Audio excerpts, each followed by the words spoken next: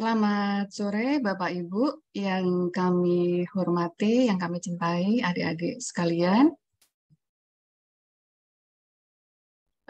Saat ini waktu menunjukkan pukul 15.32 menit. Kita akan segera mulai untuk sesi pelatihan diskusi analisis data pada sore hari ini.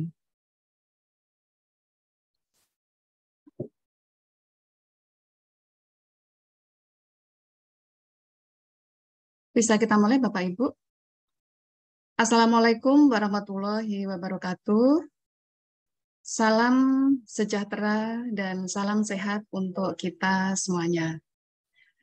Puji dan syukur kita panjatkan kehadirat Tuhan Yang Maha Esa. Pada sore hari ini kita masih diberikan kesempatan untuk bersama-sama kita berdiskusi, mengikuti pelatihan analisis data. Pada sore hari ini kita akan mengambil topik tentang analisis data dengan menggunakan analisis data panel. Terima kasih Bapak Ibu sudah berkenan untuk bergabung pada acara ini. Acara ini merupakan bagian dari kegiatan pengabdian masyarakat yang diselenggarakan oleh program studi Magister Ekonomi Terapan. Ini ada sedikit pesan sponsor bahwa pada semester ganjil 2022-2023, program studi Magister Ekonomi Terapan itu memberikan beasiswa kepada adik-adik, kepada Bapak Ibu yang berminat untuk join pada prodi MET, yaitu ada potongan biaya bebas biaya SPP sebesar Rp12.500. Nah, ini merupakan komitmen bagi Atmajaya untuk mendukung adanya sustainable education, higher education, yaitu bagi Bapak Ibu, adik-adik yang ingin melanjutkan studi S2 tetapi terdampak pandemi COVID saat ini.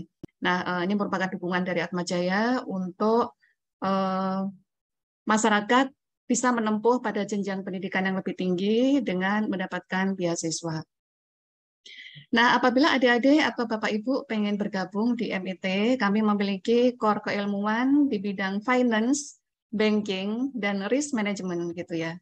Jadi finance itu bukan sekedar di banking dan di lembaga keuangan seperti pasar modal, tetapi juga pada private company, pada multinational company, di mana di situ pasti ada bidang keuangan, kemudian divisi keuangan, divisi accounting, dan lain sebagainya. Nah, ini prodi Magister Ekonomi Terapan itu applied-nya itu adalah di bidang keuangan, kemudian perbankan, dan risk management. Nah, Bapak Ibu, silakan dimanfaatkan untuk mendapatkan benefit beasiswa, yaitu potongan biaya SPP sebesar Rp12.500. Itu sampai dengan tanggal 14 Agustus bulan ini ya, jadi sekitar 1 minggu lagi, 1 minggu lebih sedikit lagi untuk program ini. Baik Bapak Ibu, untuk menyingkat waktu, perkenalkan nama saya adalah Nuning Triatmini. Pada kesempatan sore hari ini saya akan menyampaikan materi berkaitan dengan analisis data panel. Mohon izin Bapak Ibu untuk saya share materi pada sore hari ini.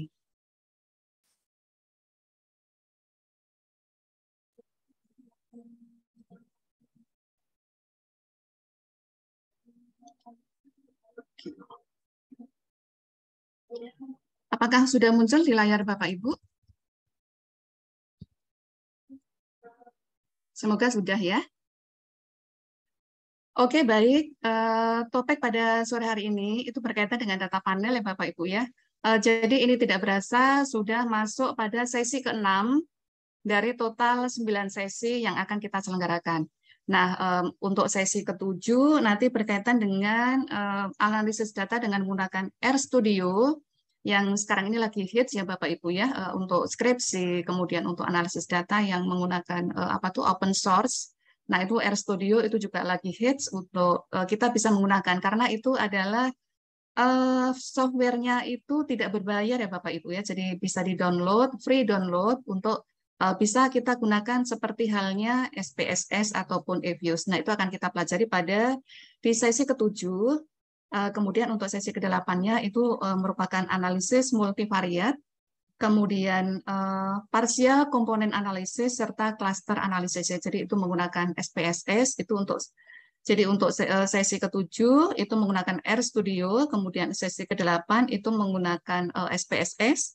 Nah, kemudian untuk sesi ke-9-nya sebagai penutup sesi itu menggunakan software-nya kemungkinan akan berbeda lagi karena ini berkaitan dengan PET analysis gitu ya. Jadi Bapak Ibu yang di jurusan manajemen ataupun akuntansi itu seringkali menggunakan data primer. Nah, itu untuk menganalisis PET analisis. Nah, itu pada sesi ke-9 nanti akan kita bahas bersama.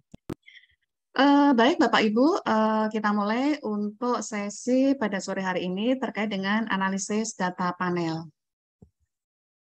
Nah, ini sebagai introduction dulu, data panel itu saya yakin Bapak Ibu juga sudah sangat familiar, mungkin juga sudah menggunakan tools ini untuk melakukan penelitian ya. Tetapi untuk adik-adik, bagi adik-adik yang baru akan misalkan mengambil skripsi, nah ini merupakan salah satu alternatif, metode alternatif yang bisa adik-adik kembangkan, gunakan selain menggunakan OLS ya adik-adik ya, Bapak Ibu juga ya yang sedang melakukan riset gitu ya.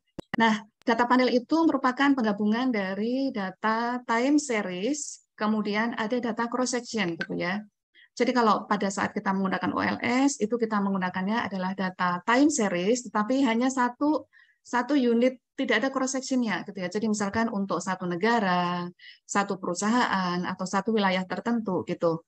Nah, kemudian kalau yang data panel ini itu berarti ada time series-nya. Kemudian kita juga bisa menggabungkan analisisnya itu dengan beberapa unit cross section. Apakah itu kabupaten, provinsi, antar negara, antar perusahaan, dan lain sebagainya. Jadi pada konsepnya data panel itu penggabungan antara time series dengan cross section. Nah, sebelum Bapak Ibu untuk melakukan analisis data panel itu ada pembedaan karakteristik di sini ya. Jadi ada istilah balance panel, kemudian ada unbalanced panel gitu ya. Jadi ini terkait dengan data yang nantinya akan Bapak Ibu gunakan di dalam analisis ini. Balance panel itu digunakan apabila keseluruhan data Bapak Ibu itu semuanya full terisi, tidak ada data yang kosong gitu ya. Jadi katakanlah untuk ini seringkali di data-data keuangan itu ada beberapa series yang kosong, atau mungkin katakanlah kita akan menganalisis 10 perusahaan untuk rasio-rasio keuangan gitu ya. Katakanlah ada ROA, ROE, ada EPS, earning per share dan lain sebagainya. Ada kalanya antar perusahaan satu dan perusahaan yang lain itu ketersediaan datanya itu tidak sama. Misalkan perusahaan satu dia dari 2015, perusahaan kedua dari 2018. Nah, untuk fasilitas yang ada di eViews itu Bapak Ibu bisa memilih kalau ada data-data yang bolong, itu Bapak Ibu bisa menggunakan unbalanced panel ini ya. Jadi seperti kemarin di pertemuan sebelumnya, kalau ada data yang kosong, itu ada beberapa treatment ya. Yang pertama, Bapak Ibu bisa tembak dengan data yang ada di atasnya, apabila misalkan kosong cuma satu gitu ya, jadi diasumsikan itu sama dengan seri sebelumnya. Atau dengan menggunakan weighted average gitu. Atau kita biarkan data itu kosong apa adanya. Nah, untuk data yang kita biarkan kosong itu kita tuliskan NA, not available gitu ya. Jadi ini data-data itu nanti eViews itu tidak akan menghitung data-data yang not available gitu. Tapi sebaliknya apabila Bapak Ibu yang data kosong itu dikosongin, tidak ada nol, tidak ada keterangan NA, maka mesin eViews itu akan menghitung itu sebagai nol. Nah, itu tentunya juga akan berpengaruh kepada mean, median, maksimum, minimum, dan juga pada parameter yang akan dihasilkan. Jadi begitu Bapak Ibu ya, jadi ada pilihan balance dan unbalance untuk data-data yang komplit dan yang tidak komplit. Nah, ini kenapa sih kita menggunakan data panel? Kenapa tidak OLS, katakanlah 10 perusahaan ada 10 kali running data. Perusahaan pertama 1 kali running, yang kedua 1 kali running lagi, sampai ada 10 kali running. Nah, dulu banget, waktu saya masih S1, itu tahun 80-an 9 ya, itu data panel itu satu-satu OLS, dan itu nanti diperbandingkan parameternya. Nah, berkembangnya di ekonometrika itu kita bisa melakukan running data sekaligus nih ya, dengan menggunakan data panel ini nih ya. Jadi kalau kita menggunakan data time series itu ada ini nih ya, ada clue, ada potong kompasnya. Jumlah observasi itu adalah minimal 5 kali variabel X gitu ya. Jadi kalau kita menggunakan 5 variabel X, maka jumlah observasi itu minimal ada 25 series. Apakah itu data tahunan? Kalau tahunan berarti ada 25 tahun gitu. Apakah itu data bulanan atau data quarterly gitu. Nah, ada kalanya kalau kita menggunakan data time series, itu kita ada kalanya data itu terbatas gitu. Nah, dengan adanya data panel itu merupakan apa tuh ya, bisa mengatasi kekurangan jumlah observasi itu ya. Jadi misalkan cuma ada 3 tahun atau 2 tahun atau series yang kurang dari 5 tahun, tetapi karena kita sandingkan ada beberapa cross section, ada beberapa perusahaan, ada beberapa daerah, wilayah. Nah, maka jumlah observasinya itu akan menjadi banyak. Nah, itu nanti keuntungannya pada saat kita menggunakan degree of freedom, nah itu observasinya adalah mencukupi gitu ya. Karena kalau di EVIS itu kalau misalkan observasi tidak cukup itu nanti akan muncul insufficient number of observation. Nah, seperti itu Bapak Ibu ya. Jadi yang pertama itu mengatasi series yang pendek nih ya. Jadi misalkan 2 tahun, 3 tahun itu kalau menggunakan data panel itu bisa dieksekusi gitu ya. Tapi kalau menggunakan time series, wah itu kemungkinan insufficient number. Nah, ini keuntungan yang pertama seperti itu. Yang kedua, data yang lebih banyak itu akan menghasilkan degree of freedom yang lebih besar ya. Jadi tidak kepotong DF-nya ya. Jadi DF itu kan biasanya apa? N-K atau N-1. Nah, itu kalau misalkan K-nya banyak, N-nya sedikit, nah itu akan kepotong dengan degree of freedom di situ gitu. Jadi dengan cross section yang lebih banyak, dengan unit analisis apa tuh namanya ya, perusahaan yang lebih banyak itu akan mendapatkan jumlah observasi yang lebih banyak sehingga DF-nya itu aman. Nah, kemudian estimasi data panel itu juga mengatasi masalah yang timbul dari penghilangan variabel yang masuknya ke dalam, harusnya masuk ke dalam model ya. Jadi ada istilah omitted variable ini ya. Jadi ada kalanya di dalam pemodelan itu kita menjumpai R-square atau adjusted R-square itu yang kecil gitu ya. Misalkan di bawah 0,6. Nah, itu bisa terjadi karena ada variabel-variabel yang sebenarnya itu penting, tetapi kita tidak masukkan di dalam model. Nah, di dalam data panel ini, itu juga kita bisa menghindarkan adanya omitted variabel itu. Jadi, variabel yang seharusnya penting, tetapi kita tidak masukkan di dalam model, nah itu di dalam data panel itu bisa bisa diakomodir, bisa pengaruh variabel yang harusnya kita tidak masukkan itu relatif tidak mempengaruhi hasil estimasi yang kita hasilkan. Kemudian juga bisa memperhitungkan heterogenitas individu. Jadi katakanlah kadang-kala antar negara, antar variabel itu karakteristiknya atau skala ekonominya kan beda ya.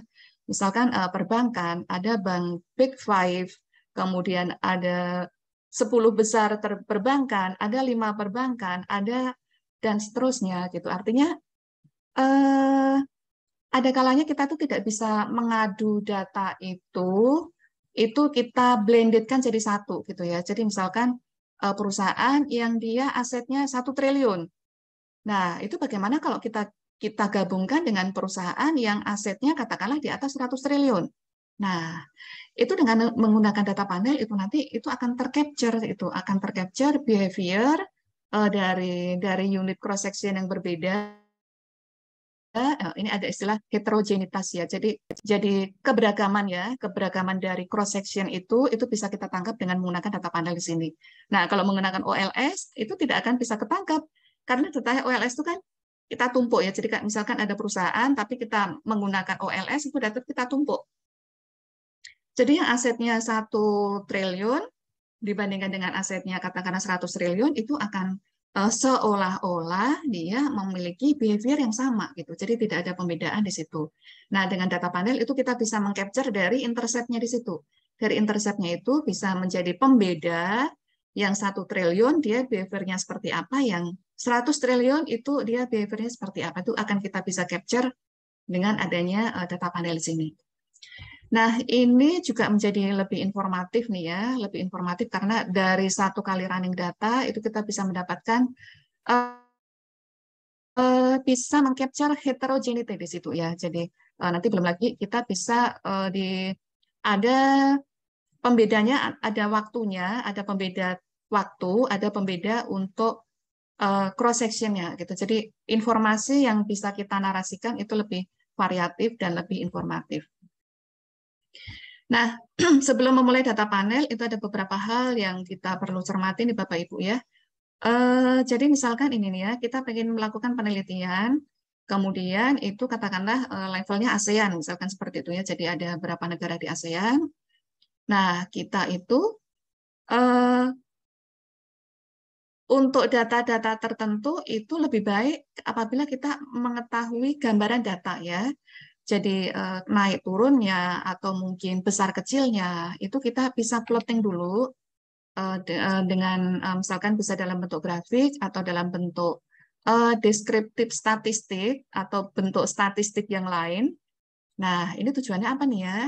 Jadi melakukan pengelompokan fluktuasi data menurut kelompok tertentu. Nanti akan ada contohnya di situ. Kemudian melihat apakah data dari sekian perusahaan, dari sekian negara, itu apakah dia cenderung homogen atau cenderung heterogen gitu. Kemudian juga melihat apakah ada ciri yang kuat sehingga berpotensi menghasilkan data output yang beragam. Jadi misalkan apakah data-data, misalkan data satu negara itu dia cenderung lebih volatile dibandingkan negara lain, ataukah mungkin pada periode tertentu itu data itu cenderung cenderung mengalami ini nih, ada outlier nih ya. Jadi pergerakan data yang di luar data periode normalnya gitu tuh. Nah, itu bisa kita plot dulu, kemudian yang lebih penting kita bisa mengelompokkan ya. Jadi kalau Bapak Ibu belum katakanlah kalau cuma 10 perusahaan mungkin secara kasat mata dari laporan keuangan kita bisa kelompokkan ya. Tetapi kalau misalkan ada puluhan perusahaan, puluhan misalkan kabupaten, nah itu dia tuh itu perlu ada kalanya kita perlu mengelompokkan ya dan mungkin berdasarkan income-nya, income yang mirip-mirip jumlahnya itu kita kelompokkan menjadi satu kelompok data. Kemudian berdasarkan karakteristik tertentu itu kita bisa kelompokkan dari ini nih gambaran preestimasi data itu tadi ini ya. Nah, kemudian juga dari plotting grafik ataupun mungkin dari statistik tadi itu kita juga bisa melihat apakah ada faktor-faktor tertentu atau histori yang berkaitan dengan fluktuasi data. Ya. Jadi misalkan pandemi COVID, kemudian global financial crisis. Nah, ada kalanya data-data itu merupakan atau menjadi dia jumping variable ya. Jadi ada dia jumping kan melompat ya. Jadi ada fluktuasi, ada volatilitas tertentu yang kalau kita cermati. Nah, misalkan seperti ini nih Bapak Ibu nih ya. Jadi kita eh, untuk soal contoh latihan sore hari ini itu adalah penelitiannya adalah tentang pengaruh globalisasi terhadap pertumbuhan ekonomi atau GDP di ASEAN ya. Jadi bagaimana dampak globalisasi itu terhadap pertumbuhan ekonomi ini ya. Nah, untuk ASEAN itu ada Bangladesh, Kamboja, Indonesia, Laos, Malaysia, Filipina, Singapura, Sri Lanka, Thailand, Vietnam nih ya. Nah, kalau kita upload dari GDP, itu ternyata dia trennya itu sama nih Bapak Ibu nih ya. Jadi ini dari tahun 2000 sampai dengan tahun 2009 itu relatifnya dia trennya hampir sama nih ya, kecuali ini Sri Lanka nih ya, dia agak stagnan dulu, kemudian dia ngegas di tahun 2001 2002 di sini ya. Nah, ini dengan plotting graph seperti ini kita bisa mengetahui oh ternyata trennya positif untuk GDP di level ASEAN. Nah, kemudian kedua kita cermati lagi nih ya. Jadi misalkan tadi itu pengaruh globalisasi terhadap GDP gitu ya. Nah, komponen globalisasi itu ada business freedom. Business freedom nih ya. Jadi dari berbagai negara ini kita bisa kelompokkan nih ya. Ini merupakan angka indeks dari 0 sampai dengan 100. Kalau semakin tinggi berarti dia business freedom-nya itu semakin bagus, tapi kalau dia rendah berarti dia kurang bagus seperti itu. Nah, dari ke berapa nih ya? 9 negara ini kita bisa kelompokkan nih ya. Mana yang tren business freedom-nya dia meningkat. Nah, misalkan nih ya, Bangladesh, Vietnam, Laos, kemudian mana nih ya? Itu ada negara-negara yang dia tren untuk bisnisnya, bisnis freedom-nya dia lebih bagus, dia meningkat gitu.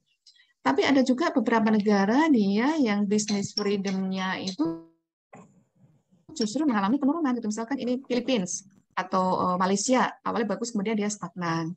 Atau mungkin ini Singapura dia mengalami penurunan. Nah, dari plotting graph ini adalah metode yang paling sederhana, itu kita bisa mengkategorikan, bisa mengelompokkan ya. Mana negara-negara atau mana yang kira-kira dia serumpun. Nah, itu tergantung dari penelitian Bapak Ibu, apakah dia di keuangan, misalkan dari rasio keuangannya, atau dari asetnya, dari jumlah apa yang Bapak Ibu bisa perbandingkan di situ, gitu, sehingga kita bisa mengetahui, oh ini dia satu kelompok bisa dikelompokkan gitu. Jadi misalkan kemarin itu tesis mahasiswa terkait dengan digitalisasi perbankan gitu. Nah, itu ternyata bisa dikelompokkan menjadi 4 kategori gitu. Yang udah digital banget, yang baru mulai, kemudian yang baru mau melakukan dan tidak melakukan digitalisasi. Nah, itu kita bisa kelompokkan dari mapping graph ini, salah satunya yang paling sederhana ini. Nah, tentunya Bapak Ibu juga bisa menggunakan alat analisis yang lain ya, misalkan descriptive statistik. Jadi ini merupakan analisis pendahuluan dulu untuk mengetahui karakteristik dari cross section itu tadi.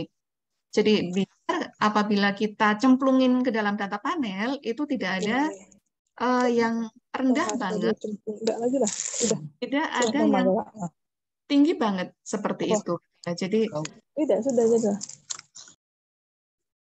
Harapannya kita bisa menganalisis dengan kelompok cross section atau kelompok data yang tidak heterogenitasnya tidak begitu jomplang gitu ya. Nah, berikutnya untuk cara estimasi data panel itu ada 3 cara nih ya. Jadi yang pertama adalah pendekatan kuadrat terkecil, full least square, atau ini juga bisa ada common effect model. Ada yang menyebutnya sebagai PLS, full least square, ada yang menyebutnya sebagai common effect model, CEM atau PLS. Ini sebenarnya sama nih ya. Nah, yang kemudian yang kedua adalah fixed effect model, yang ketiga adalah random effect-nya. Nah, ini nanti kita akan pelajari untuk masing-masingnya itu seperti apa, itu kita akan bahas masing-masingnya. Nah, kemudian pengembangan data panel itu, wah ini sebenarnya untuk tools di dalam ekonometri atau di dalam pengolahan data itu sekarang ini udah canggih banget Bapak Ibu nih ya, canggih banget. Ada kalanya kita itu kalah sama mahasiswa. Pengalaman kemarin itu studi di UI, itu dosen tuh curhatnya untuk level S1. Wah, kadang dosennya aja belum paham itu apa. Mahasiswanya udah jauh lebih dulu, jauh lebih paham dia menggunakan apakah itu misalkan Python analisis atau menggunakan spasial regresi atau mungkin generasi-generasi yang pengolahan data yang lebih terkini ini menggunakan RStudio gitu. Kadang dosennya aja belum sampai ke situ, tapi mahasiswanya udah jauh lebih maju daripada dosennya. Nah, itu mudah-mudahan kita bisa bersinergi ya, bisa seiring dengan mahasiswa juga ya. Makanya temanya kita saling diskusi, artinya sharing ilmu di situ ya. Kadang-kala saya juga kadang belajar dari mahasiswa gitu. Oh, ternyata ada kalanya mahasiswa itu juga tahunya lebih dulu gitu ya Bapak Ibu ya. Nah, ini pengembangan dari data panel, ini ada panel dynamic nih ya. Panel dynamic. Jadi saya dulu bingung, panel dynamic itu dynamicnya di mana nih gitu. Ternyata dynamicnya itu dengan kita menambahkan lag variable dependent gitu ya. Jadi kalau di OLS itu ada AR1, ada AR2 gitu. Nah, itu sebenarnya udah menjadi dynamic karena kita menambahkan informasi masa lalu dari variabel dependent itu sendiri di dalam menjadi variabel X-nya gitu ya. Jadi itu sebagai panel dynamic. Kemudian yang kedua adalah panel VAR-X. Nah, ini dia berbasis VAR nih ya Bapak Ibu ya. Kalau di eViews kemarin itu mohon maaf di sesi sebelumnya saya berhalangan untuk menyampaikan untuk VAR. Itu kalau kita estimasi itu ada VAR-X ya. VAR-X itu sebenarnya panel VAR ya. Jadi VAR untuk beberapa negara, untuk beberapa cross section, tetapi dia runningnya satu-satu gitu ya. Itu menjadi VAR-X itu di situ. Sebenarnya panel, tetapi dia berbasis VAR. Nah, kemudian yang ketiga itu ada panel ECM. Jadi nanti Bapak Ibu bisa mengembangkan dari 1, 2, 3 itu menjadi menjadi model pengembangan yang 1-4 ini bisa panel ECM gitu. Artinya kalau kemarin itu kita belajar ECM itu kan cuma untuk satu ini aja, misalkan perusahaan atau negara. Nah, itu bisa dipanelkan tuh Bapak Ibu. Bisa dipanelkan dengan persamaannya modelnya model ECM seperti di OLS itu, tetapi kita memiliki unit cross sectionnya itu ada beberapa gitu, ada banyak, beberapa atau banyak gitu ya. Jadi ECM pun itu bisa dipanelkan ya. Jadi model ECM itu tetapi di dalam panel data itu cara estimasinya juga sama panel, tetapi persamaannya yang berbeda kan. Kalau dia delta delta Y, kemudian alfa, delta, X1, delta. Nah, itu nanti pemodelannya aja yang berbeda, cuma estimasinya dia menggunakan panel. Nah, kemudian yang keempat adalah panel simultan. Nah, ini sebenarnya simultan itu adalah topik yang sangat menarik ya Bapak Ibu ya. Tetapi di literatur keuangan atau yang di buku-buku sekarang ini kok saya bingung juga ya kenapa simultan itu jarang banget dianalisis ya. Jarang dianalisis di jurnal-jurnal pun juga relatif jarang untuk menggunakan simultan. Padahal wah ini sebenarnya ini asik banget nih Bapak Ibu simultan itu. Jadi dia beberapa persamaan struktural sekaligus itu bisa kita estimasi dalam satu kali running data by equation atau by system gitu ya untuk. Nah, itu lebih kerennya lagi, lebih powerfulnya lagi simultan itu juga bisa dipanelkan gitu. Jadi kalau kita memiliki persamaan strukturalnya, katakanlah ada 5 persamaan struktural. Nah, kemudian kita memiliki cross section, katakanlah 10 cross section gitu ya. Nah, itu jangan khawatir Bapak Ibu, itu kita bisa lakukan estimasi dengan menggunakan panel simultan gitu ya. Jadi itu konsepnya dia adalah data panel, tapi nanti estimasinya itu dia di 2SLS ya, two state least square.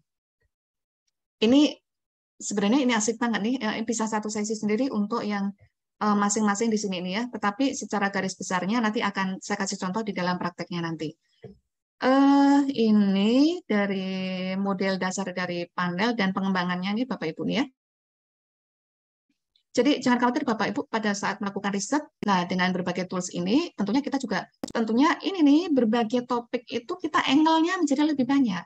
Angle-nya itu lebih banyak, artinya lebih banyak variabel yang bisa kita masukkan, kemudian lebih banyak cross section yang kita libatkan di situ dengan berbagai metode di sini gitu. Jadi kemudian kita bisa menganalisis secara dinamik gitu, pengaruh informasi masa lalu dan sebagainya. Nah, itu tentunya juga pada saat kita menarasikan riset itu menjadi lebih asik lagi gitu, lebih ini mengalir gitu. Jadi seperti membaca membaca cerita ya. Kita membaca riset itu seperti membaca cerita karena kita membuat pemodelannya itu adalah model yang yang asik gitu ya, yang tidak sekedar plain tetapi analisisnya itu bisa multi angle gitu.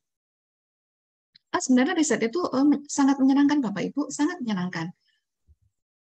Nah, ini yang pertama itu terkait dengan Pulley Square ya. Pulley Square ini adalah model sebenarnya seperti OLS. Jadi oke deh, ini disebut juga Common Effect Model, ada yang bilangnya sebagai CEM, ada yang menyebutnya sebagai PLS, itu sama nih ya. Pendekatan ini dilakukan dengan menyusun data keseluruhan ya. Jadi cross section-nya itu datanya ditumpuk nih Bapak Ibu ya. Jadi katakanlah ada 5 perusahaan, perusahaan 1 dia time-nya 1 sampai 10. Nah, yang 11 itu adalah perusahaan kedua. 11 sampai 20 itu perusahaan kedua. Nanti 21 sampai 30 itu perusahaan ketiga. Nah, sehingga kita memberlakukan cross section itu dia sebagai time series gitu karena datanya kita tumpuk gitu.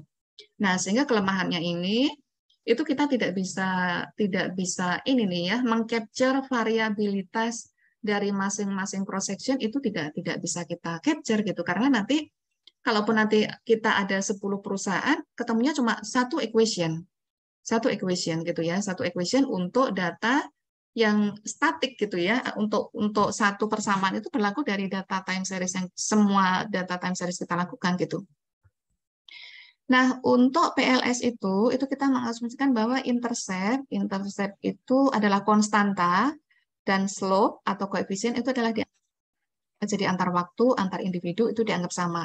Berapapun, katakanlah kita memiliki puluhan atau 100 perusahaan, ketemunya cuma satu persamaan tunggal. Nah, itu merupakan kelemahan ya. Jadi kita menganggap, katakanlah, behavior yang asetnya 1 triliun dibandingkan dengan behavior yang asetnya 100 triliun, itu dianggapnya adalah sama gitu. Nah, itu merupakan kelemahan dari PLS di sini nih ya. Nah, estimasi ini sulit melihat perubahan individu karena individu itu dianggap sama atau homogen.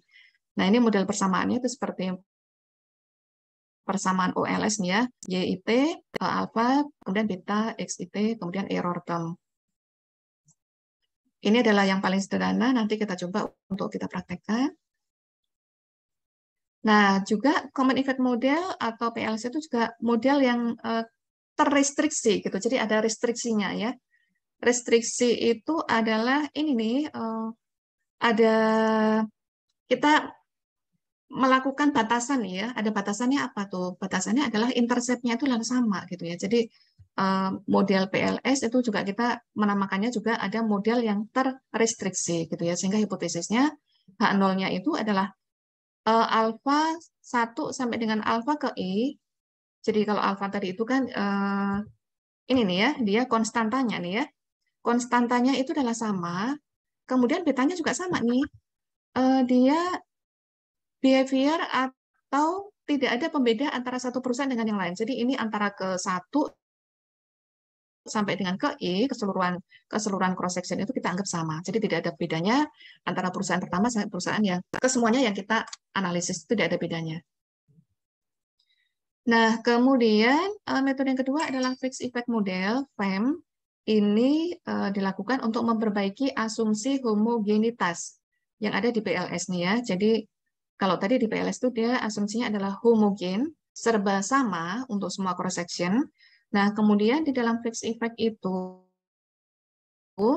model ini mengakomodir keberagaman atau heterogenitas antar individu gitu ya. Nah, itu heterogenitas itu ada melalui intercept yang berbeda-beda untuk setiap individunya. Jadi nanti kalau tadi itu di dalam PLS itu alfanya adalah sama, nah ini alfa 1 tidak sama dengan alfa 2 dan seterusnya. Sampai dengan alfa ke I, jadi itu konstantanya beda. Konstantanya beda. Tetapi dia parameternya sama gitu. Jadi kalau kita gambar itu, kalau di dalam matematika dia merupakan garis lurus yang sejajar ya. Garis lurus yang sejajar karena yang berbeda itu dia hanya di interceptnya, di konstantanya. Tetapi untuk slope-nya atau parameternya atau koefisiennya itu adalah sama. Sehingga di sini dia alfanya itu berbeda, tetapi untuk betanya itu adalah sama. Pendekatan efek tetap ini menggunakan, jadi dia cara estimasinya itu dengan menambahkan dummy variabel. Nanti kita di slide berikutnya, menambahkan dummy variabel sebagai pembeda antara cross section yang pertama dengan yang seterusnya gitu ya.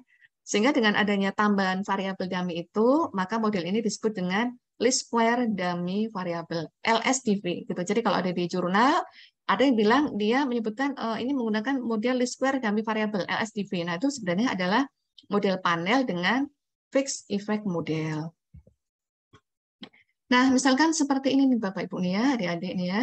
Jadi misalkan ada 4 cross section nih ya, Jawa Tengah, Jawa Barat, Jawa Timur, kemudian DKI ya. Jadi model kita daminya itu kalau kita ada 4 cross section, berarti daminya ada 3 gitu ya. Karena yang satu itu dia sebagai apa tuh benchmarknya itu sendiri gitu,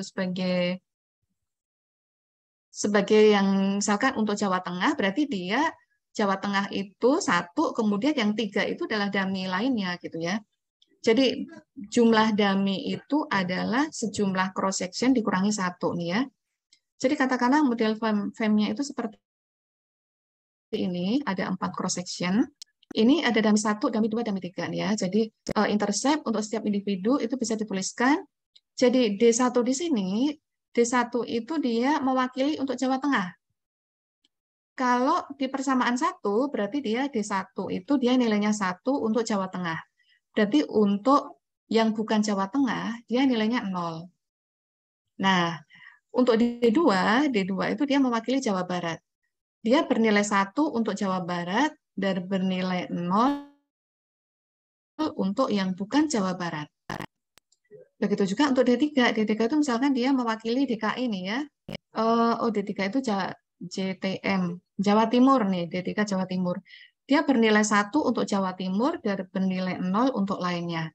Nah, sehingga dengan menggunakan dummy itu, kita bisa mengcapture pembeda antar Jawa Tengah, antar Jawa Barat, antar semua cross section itu kita bisa membedakan dengan menggunakan dummy ini tadi gitu ya Bapak Ibu ya. Karena kita memiliki 4 individu yang berbeda, maka terdapat 3 variabel dummy yang diperlukan untuk mengetahui perbedaan intercept di keempat. Nah, seperti ini Bapak Ibu ya. Jadi ini adalah model LSDV. Nah, kemudian model ketiga itu adalah model random effect model RAM ya. Penggunaan variabel dummy di dalam frame itu dia akan mengurangi degree of freedom. Nah, kenapa bisa mengurangi degree of freedom? Itu karena ini kan menambah jumlah ini K-nya kan. K-nya misalkan ini X-nya cuma ada 3. Tapi karena menambahkan dummy-nya ada 3, berarti kan K-nya ada 6. Tambah 1 konstanta, jadi K-nya ada 7. Gitu. Jadi kalau N min K, nah itu dia akan mengurangi degree of freedom. Nah, untuk menghindari semakin tidak efisiennya DF itu, maka ada model random effect di sini ya. Ini adalah penggunaan variabel dummy dalam FEM itu akan mengurangi degree of freedom sehingga mengurangi efisiensi dari parameternya. Nah, pendekatan random effect itu digunakan untuk memperbaiki efisiensi proses least square dengan memperhitungkan error. Nah, bedanya di sini nih Bapak Ibu ya.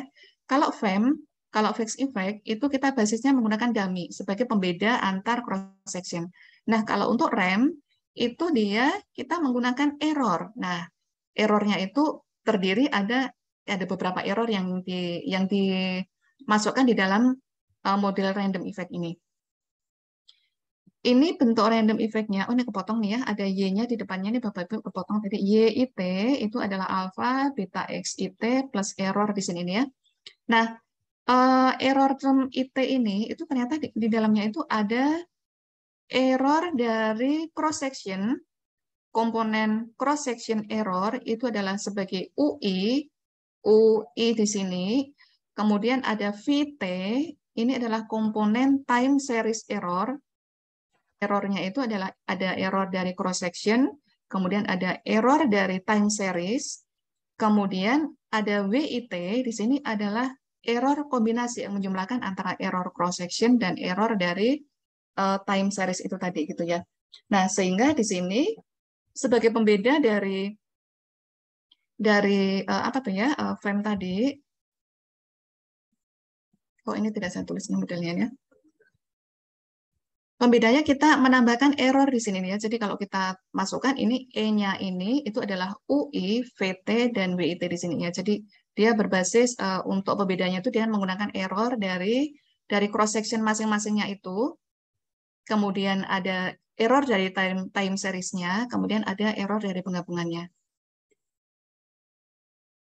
Nah, kemudian error term ini ada UI, VT, WIT, UI residual secara individu. Jadi UI itu dia sebagai pembeda karena dia merupakan residual individu dari cross section-nya itu.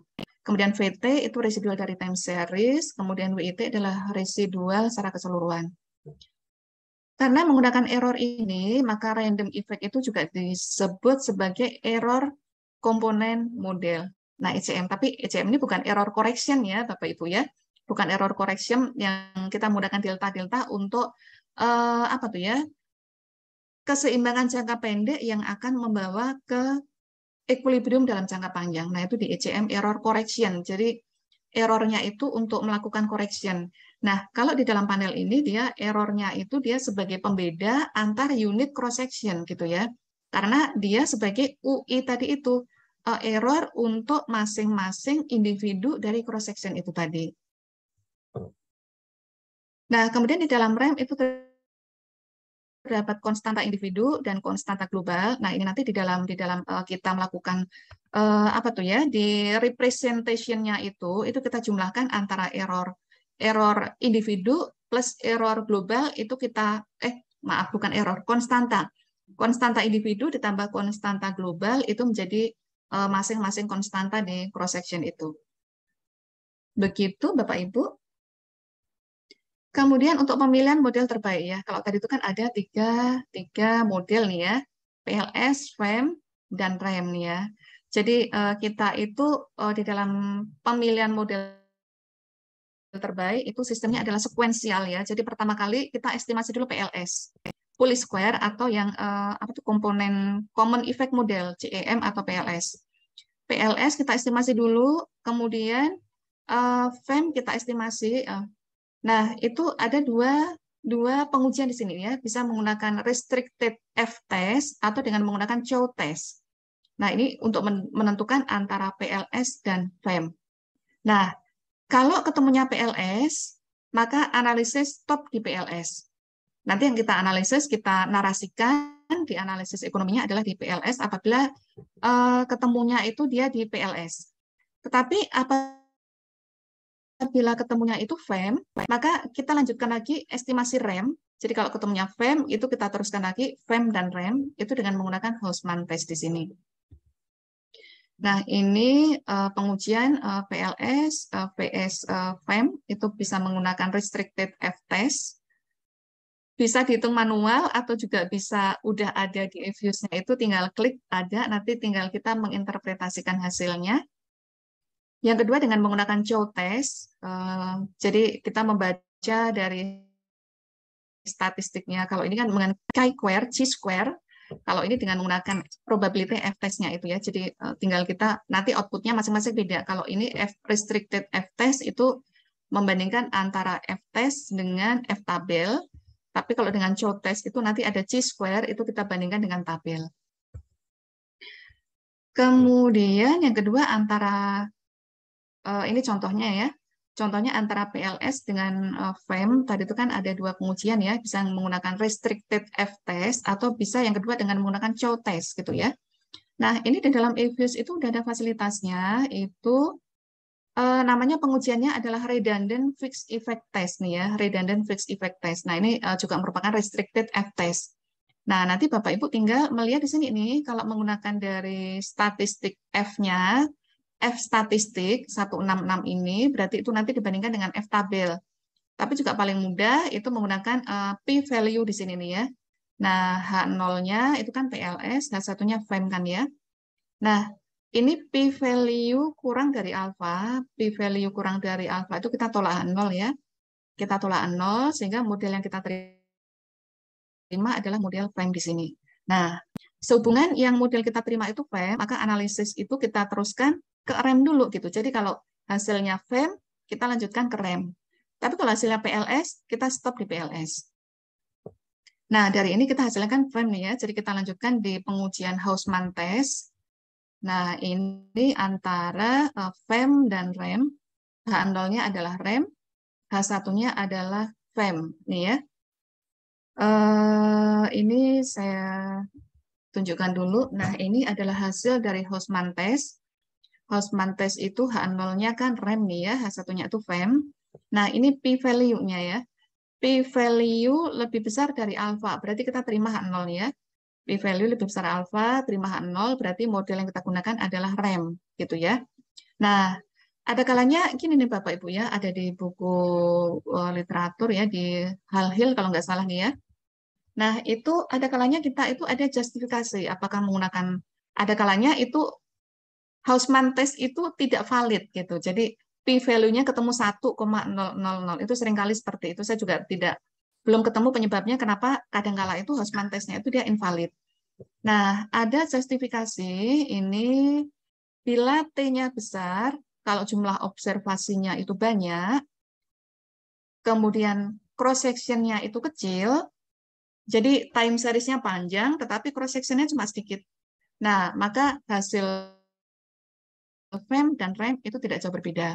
Namun pada umumnya itu dipilih dengan model FEM gitu ya. Jadi kalau time series-nya panjang tetapi cross section-nya sedikit, itu pada umumnya menggunakan FEM. Nah, kebalikannya bila N-nya itu banyak, cross section-nya itu banyak, berarti kan dia lebih ke heterogen ya, lebih ke variabilitas antar cross section itu besar, tapi itu T-nya kecil, maka model REM itu lebih baik digunakan gitu ya. Karena apa? Karena kalau N-nya besar, itu kalau kita menggunakan FEM tadi itu kan akan kepotong DF kan ya, karena ada dummy 1 gitu. Kemarin aja di tesis itu ada menggunakan sampai 122 perusahaan kan. Jadi kalau misalkan seriesnya sedikit, tetapi 122 perusahaan N-K-nya dia nanti akan menjadi insufficient number gitu. Karena apa? Karena menggunakan FEM. Menggunakan FEM nanti jumlah cross sectionnya itu sebagai N-K gitu. Jadi tidak akan cukup gitu ya. Jadi kalau N-nya, kalau cross sectionnya itu banyak, kemudian itu observasinya itu dia relatif singkat, pendek, gitu seriesnya nggak panjang, itu pada umumnya menggunakan REM. Begitu Bapak Ibu untuk introduction-nya. Nah, sebelum untuk latihan EViews, ini saya sampaikan dulu untuk ini nih ya, yang juga penting di dalam analisis panel itu adalah penyusunan data nih Bapak Ibu ya. Ada kalanya kita itu nyusun di Excel-nya itu suka-suka ya, suka-suka atau kita download dan ngikutin apa adanya yang ada di download itu gitu. Nah, kalau misalkan seperti itu belum bisa diolah menggunakan data panel di EViews nih ya. Jadi cara penyusunan data di Excel ini saya kasih contoh Bapak Ibu ya. Jadi untuk satu blok Excel ini ya, katakanlah dari tahun 2000 sampai 2009, ini blok pertama itu gunakan untuk satu variabel aja gitu. Jadi GDP Kamboja, GDP Indonesia, Laos dan seterusnya. Pembeda cross section itu adalah dengan menggunakan underscore, dengan menggunakan tanda strip yang di bawah ini ya, underscore. Jadi nanti EViews itu membaca data Excel-nya itu dia membaca cross section-nya itu berdasarkan underscore di situ. Ini bukan tidak boleh dengan menggunakan tanda min, nggak boleh, harus dengan underscore gitu. Jadi ini satu blok ini dia satu variabel nih ya, GDP nih ya, GDP untuk semua negara. Kemudian blok kedua itu dimulai lagi dengan periode awal lagi 2000 sampai dengan 2009 untuk variabel yang berbeda. Misalkan ini social globalization, glob untuk masing-masing negara, masing-masing perusahaan gitu ya. Jadi ini satu blok tersendiri. Kemudian blok berikutnya sama lagi nih dari periode awal, kemudian variabel yang berbeda. Jadi nanti ketemu satu kolom itu, misalkan kolom pertama itu dia miliknya Kamboja semua, kolom kedua itu dia miliknya Indonesia semua, dan seterusnya nih ya. Jadi urutan penggunaan variabelnya dan urutan cross sectionnya itu Bapak Ibu, adik-adik itu usahakan urut ya. Jadi kalau misalkan Kamboja dulu, berarti ini seterusnya Kamboja dulu, Indonesia kemudian dan seterusnya. Jadi pembedanya satu blok itu satu variabel, ganti blok dia beda variabel. Konsistensi untuk urutan masing-masing negara itu sebaiknya apa tuh ya, sesuai urutannya seperti ini gitu ya. Begitu Bapak Ibu yang dapat saya sampaikan untuk introduction-nya terlebih dahulu. Nah, ini saya tunjukkan untuk datanya, mohon izin untuk share. Ada yang materi, oh iya nih ya, sebentar nanti saya sampaikan untuk materinya, saya sampaikan di chatbox ya Bapak Ibu ya, karena ini saya sedang menyampaikan materi, jadi belum sempat untuk share di sini nih. Nah, ini contoh untuk data-data yang akan kita gunakan ya, jadi tadi itu periodenya, kemudian ini kita menyusunnya itu secara horizontal nih ya, Kamboja, Indonesia, dan seterusnya, ada underscore di sini. Kemudian di bawahnya itu dia variabel yang berbeda, tetapi urutannya sama nih ya. Berikutnya dia juga variabel yang berbeda lagi. Jadi sebenarnya di dalam latihan ini itu kita pura-puranya melakukan penelitian analisis pengaruh globalisasi terhadap pertumbuhan ekonomi atau output di negara ASEAN. Nah, globalisasi itu kita proksinya dengan social globalization. Ini data-datanya itu ada di Heritage Index, ada di heritage.org. Ini data-data yang data-data indeks social globalization, political globalization, business freedom, kemudian ada economic freedom. Ini banyak sekali nih Bapak Ibu di Heritage Index. Nanti saya share di chat nih ya. Data-data yang sebenarnya bukan data-data apa tuh ya, data-data yang ini merupakan indeks ya. Jadi business freedom itu isinya di dalamnya itu apa sih gitu. Itu ini asik banget nih Bapak Ibu nih. Business freedom itu misalkan ada kebebasan untuk memulai usaha, kemudian sistem perpajakan, kemudian ada berapa meja untuk sampai surat izin usaha itu muncul gitu.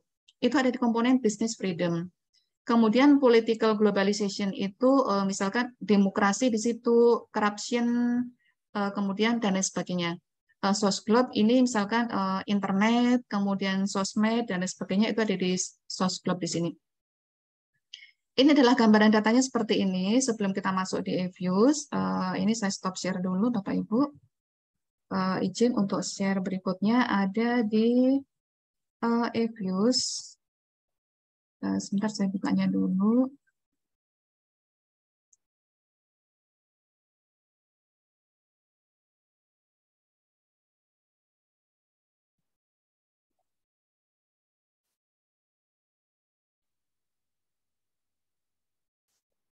Nah, untuk cara impor datanya, perlu nggak Bapak Ibu? Sebenarnya di manualnya, oh ya belum saya sampaikan ya. Sebentar, saya mohon izin sebentar untuk menyampaikan materi dulu ya. Saya share dulu untuk materi hari ini. Sebentar, mohon waktu sebentar.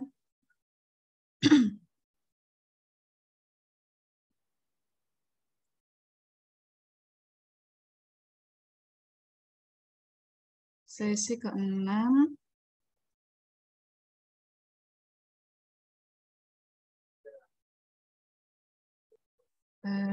Saya sampaikan lagi.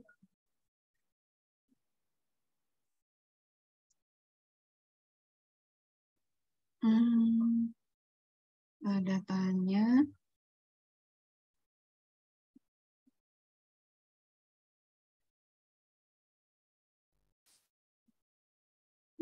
Datanya kenapa tidak bisa saya share nih ya untuk datanya nih ya. Ini untuk manual user guide-nya untuk di eViews.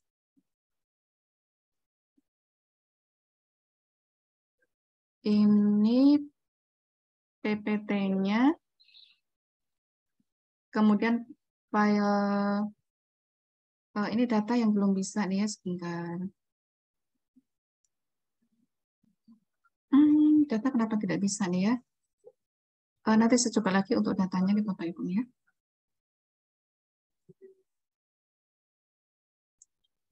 Oke, akan saya pandu untuk cara input datanya yang ada di eViews ini Bapak Ibu ya. Jadi kita punya data tahunan dari tahun 2000 sampai dengan tahun 2009. Dia datanya adalah data tahunan ya. Nah, ini saya close dulu. Nah, pertama sekali kita bikin work file-nya dulu. File new work file. Nah, kita datanya merupakan data tahunan ya Bapak Ibu ya, dari tahun 2000 sampai dengan tahun 2009. Nah, kita klik OK. Kemudian quick, kemudian empty group. Nah, kemudian kita kan udah ada nih ya dari 2000 sampai 2009.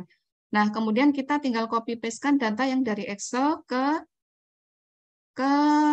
ini nih, ke eViews nih ya. Jadi yang di Excel itu kita blok, kita copy, kita taruh di dalam eViews seperti ini. Nah, ini kita udah copy paste-nya itu per blok ya Bapak Ibu ya.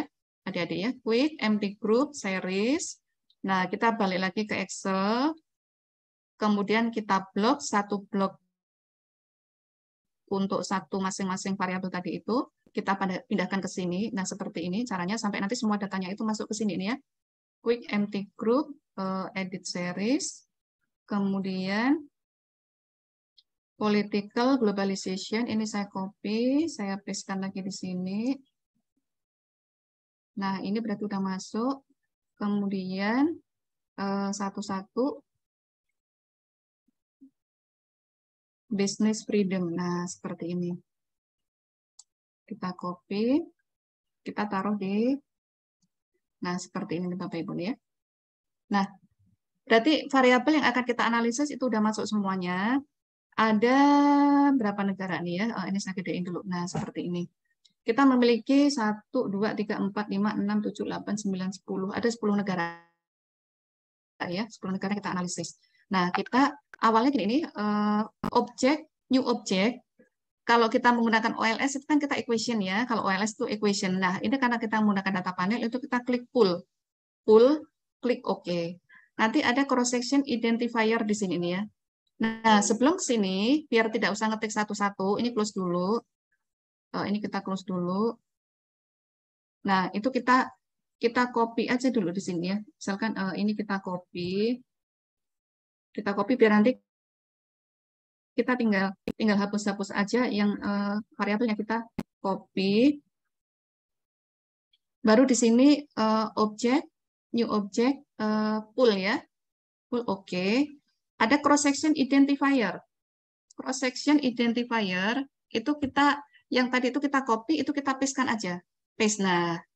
Nah kita tinggal ini nih hapus di variabelnya nih. Jadi kita untuk cross sectionnya itu kita udah memiliki identifiernya di sini nih. Bangladesh, Kamboja. Nah kalau mau diketik satu-satu sih juga nggak apa-apa sih. Cuma nanti kalau kendalanya kalau Bapak Ibu memiliki katakanlah 80 cross section, nah itu ngetik satu-satu underscore-nya itu dia agak lama juga ya gitu ya. Nah ini caranya tadi itu diblok dulu, ambil yang satu set cross sectionnya, baru kemudian di-pastekan ke sini, jadi tinggal menghapus-hapus di sini nih. Nah ini adalah cross section identifier-nya semua negara itu dengan tanda underscore, underscore di sini ya.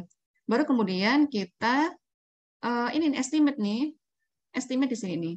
Variabelnya tadi itu GDP kan ya, di depannya itu GDP. GDP-nya siapa gitu? Karena kan GDP itu milik dari 10 negara kan ya.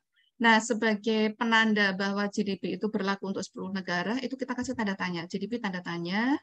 Kemudian variabel X-nya itu ada konstanta dulu, kemudian business freedom. Business freedom. Nah, business freedom itu kan dia miliknya semua kan ya. Nah, itu tinggal kasih tanda tanya di sini. Kemudian ada economic freedom. Business freedom.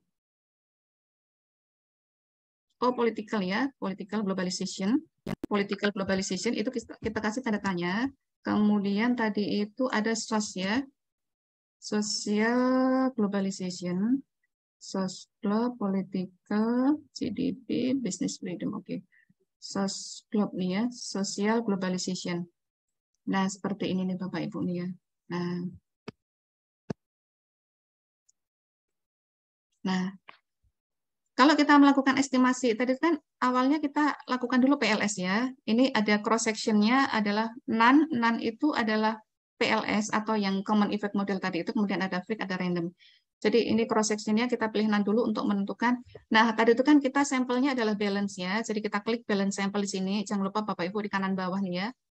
Kita klik OK. Nah, dari 10 negara itu kita ini ketemu persamaan OLS nih ya. Jadi Pulih Square itu seolah-olah seperti OLS. Jadi data ke 10 negara tadi itu kita ditumpuk menjadi satu analisis ya. Jadi tidak ada pembedaannya. Jadi ini tidak kelihatan mana punya Indonesia, Singapura itu tidak ada. Jadi ke semua negara tadi itu ketemu satu persamaan di sini ya. Nah, itu adalah PLS tadi itu. Kelemahannya makanya satu persamaan ini dia menggambarkan ke semua negara gitu, antara Singapura itu juga disamakan dengan Vietnam, Singapura disamakan dengan Bangladesh untuk berbagai variabel yang kita analisis gitu. Nah, kemudian apabila kita ingin melakukan estimasi FEM, itu kan ini cross sectionnya ada fixed effect nih ya. Kita klik aja fixed effect di sini, klik di situ nih ya. Nah, ini kita awalnya di polosan dulu, treatmentnya nggak ada, karena untuk treatment itu ada weight-nya di sini, ada no weight, ada cross section weight, cross section sure, period weight, ada period sure. Nanti Bapak Ibu itu bisa klik di situ tuh sampai mendapatkan best fit ya, jadi sampai mendapatkan model yang terbaik. Nah, begitu juga di optionnya di sini, optionnya itu koefisien kovarian itu apakah di ordinary, wide cross section ini untuk kalau heterogeneity-nya itu terlalu besar ya. Jadi misalkan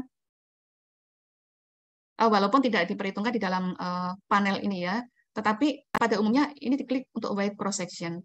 Tapi untuk latihan ini sementara saya default dulu, belum ada treatment ya. Jadi ini metodenya adalah fixed effect. Nah, tadi itu kan pengembangan dari FEM tadi itu kan ada ini Bapak Ibu ya. Panel simultan ya. Nah, ini nih kalau Bapak Ibu itu memiliki beberapa persamaan struktural sekaligus, itu ini kan metodenya ada dua nih ya. Least square itu yang panel biasa. Bapak Ibu bisa klik 2SLS di sini ya. Kalau misalkan 2SLS ini adalah option untuk panel simultan. Nah, kalau nanti Bapak Ibu ada yang pengen riset di panel simultan, boleh kita diskusi ini Bapak Ibu ya. Tetapi untuk pelatihan ini belum sampai ke panel simultan belum. Tapi sebenarnya cara estimasinya sama, hampir sama gitu. Jadi nanti tinggal di apa tuh namanya ya? Kalau instrumental variabel gitu ya. Kalau di 2SLS itu kan ada IV ya. Ada instrumental variabel yang harus kita tuliskan di situ gitu ya. Nah, ini karena kita menggunakan panel biasa satu persamaan, kita metodenya adalah least square nih ya. Jadi ini cross sectionnya adalah menggunakan fix dulu, klik OK. Nah, seperti ini nih Bapak Ibu nih ya. Jadi kita udah mendapatkan persamaan FEM, Fixed Effect Model. Nah, Bapak Ibu bisa cermati di sini, variabel Y-nya tadi itu kan GDP ya. Ini adalah cross section identifier-nya. Pembeda antara cross section-nya itu ada di sini ini ya. Jadi Bangladesh, Kamboja, Laos, Indonesia, Malaysia, dan seterusnya. Nah, di dalam analisis ini justru yang penting untuk kita interpretasikan gitu. Jadi menginterpretasikan C ini, konstanta atau intercept ini, tergantung variabel GDP-nya apa gitu. Kalau variabel Y-nya itu adalah GDP, berarti kan harapan kita semakin tinggi GDP itu kan semakin bagus kan ya gitu. Nah, sehingga kita bisa memperbandingkan performa dari 10 negara ini nih ya, yang paling bagus mana nih ya gitu ya. Bangladesh itu 59, Kamboja, Laos, Indonesia. Wah, ini Indonesia tuh dia relatif bagus juga nih dibandingkan dengan kalau dari sini ada Singapura. Singapura dia justru minus gitu. Singapura justru minus. Nah, mungkin Bapak Ibu tadi bisa cermati ya. Periode analisisnya kan 2000 sampai 2009 ya. 2000 sampai 2009 itu kan melewati global financial crisis gitu, di mana tahun 2007 sampai 2009 ya, itu Singapura itu adalah negara ASEAN yang paling parah terkena dampak krisis itu adalah Singapura. Nah, makanya di sini dia karena melewati periode krisis tadi itu dia, nah ini nih, ini justifikasi kenapa Singapura dia lebih buruk performa GDP-nya dibandingkan dengan Bangladesh, dibandingkan dengan Laos dan sebagainya gitu. Nah, itu justifikasinya seperti itu Bapak Ibu ya, adik-adik ya. Makanya tadi pada saat kita plotting data, itu kan kelihatannya Singapura GDP-nya dia paling curang melewati di 2007, 2000 sampai dengan 2009 tadi gitu. Nah, ini perlu kita analisis juga selain dari berbagai koefisien-koefisien di sini. Nah, tetapi kita belum menentukan model terbaiknya itu apa gitu. Nah, tadi itu kan ada antara PLS dan FEM itu kan ada chow test atau juga ada restricted F-test. Bapak Ibu bisa klik di sini view, jadi ini dari output FEM, itu klik view. View, kemudian fixed atau random effect testing ini, ambil yang redundant. Redundant fixed effect. Nah, di sini ini diklik nih ya. Nah, ini ketemu p-value-nya adalah 0. Tadi itu kan H0-nya adalah PLS, H1-nya adalah FEM nih ya. Nah, sehingga dari hasil redundant fixed effect ini, itu kesimpulan kita model yang kandidat model terbaiknya adalah model FEM. Nah, kalau ketemunya FEM itu estimasi dilanjutkan ke REM. Tinggal diestimate lagi, di sini estimate. Cross section-nya itu ambil yang REM nih ya, random effect di sini nih ya. Random effect itu kita klik. Jadi Hausman test itu dia adanya di random effect gitu ya. Jadi setelah diklik ini estimate-nya kan dia di random effect ya. Jadi di random effect itu kita klik outputnya ini adalah output random effect. Kemudian di view, kemudian fixed random effect testing, ambil yang correlated random effect Hausman test nih. Nah Hausman test kita klik nih ya. Nah ini muncul apa tuh ya p-value-nya ya. Jadi tadi itu H0-nya adalah REM, H0-nya adalah REM, H1-nya adalah FEM. Nah, ini p-value lebih besar dari alfa. P-value lebih besar alfa, berarti kita terima H0 gitu. Terima H0 berarti model yang terbaik yang kita akan narasikan, kita analisis adalah model REM. Berarti kita balik lagi ke estimate di sini, random effect, ini kita klik OK. Nah, berarti model Model nanti yang akan kita analisis itu adalah ada di model REM di sini. Nah, kalau Bapak Ibu mau melakukan treatment bagaimana? Kalau tadi itu kan ada panel dynamic ya. Panel dynamic itu tinggal menambahkan di sini dia. Jadi estimate, ini ada GDP. Jadi menambahkan variabel Y, lag variabel Y itu sebagai variabel X-nya di sini ya. Jadi GDP, tanda tanya, lag-nya -1. Jadi misalkan seperti itu ya. Jadi ini kita menambahkan lag dari variabel Y, itu kita klik OK. Nah, ini nih Bapak Ibu. Nah, tetapi ini jadi tidak valid nih, gitu. Ada kalanya ada treatment seperti itu. Jadi berarti dalam kasus ini panel dynamic, REM dynamic itu tidak bisa kita lakukan. Karena apa? Karena dia konstantanya dia apa tuh ya, interceptnya menjadi 0 semua, gitu. Berarti kan tidak valid kan? Berarti ini coba kalau menjadi 2 ya, gitu ya. Apa sama gitu ya? Nah, ternyata kalau kita taruh leg 2, itu seringkali di dalam modeling itu kan ada treatment ya. Wah, ini GDP leg 2-nya dia signifikan, tetapi variabel lainnya menjadi tidak signifikan gitu. Sementara di sini jadi kita bisa menganalisis gitu ya. Nah, Bapak Ibu sebenarnya bisa melakukan treatment nih ya. Melakukan treatment, coba kalau kita balik lagi ke estimate tadi di sini nih ya. Kita periodnya 6 dulu. Kemudian optionnya coba nih ya. Oh, kalau di sini nggak ada weighted-nya nih ya. Optionnya, oh tidak ada weighted. Jadi kalau R itu kita tidak bisa melakukan ini ya, weighted pembobotan ya. Pembobotan untuk menghilangkan heteronya itu tidak bisa. Dia no weighted-nya, jadi dia no weighted semuanya nih. Nah, kalau misalkan ditambahkan lagi nih ya, dynamic-nya kita tambahkan lagi, bukan hanya leg 1, tapi leg 1 dan leg 2. GDP, tanda tanya, min 1, dan min 2. Gitu. Jadi kita menambahkan istilahnya sebagai AR1 dan AR2 nih ya. Coba bisa nggak nih ya? Nah, ini ternyata menjadi tidak valid lagi gitu. Jadi ada kalanya sebagai modeler itu adalah orang yang memodelkan itu kita sifatnya trial and error dulu sampai mendapatkan hasil yang terbaik ini Bapak Ibu ya. GDP min 2. Nah, ini sudah menjadi panel dynamic gitu ya.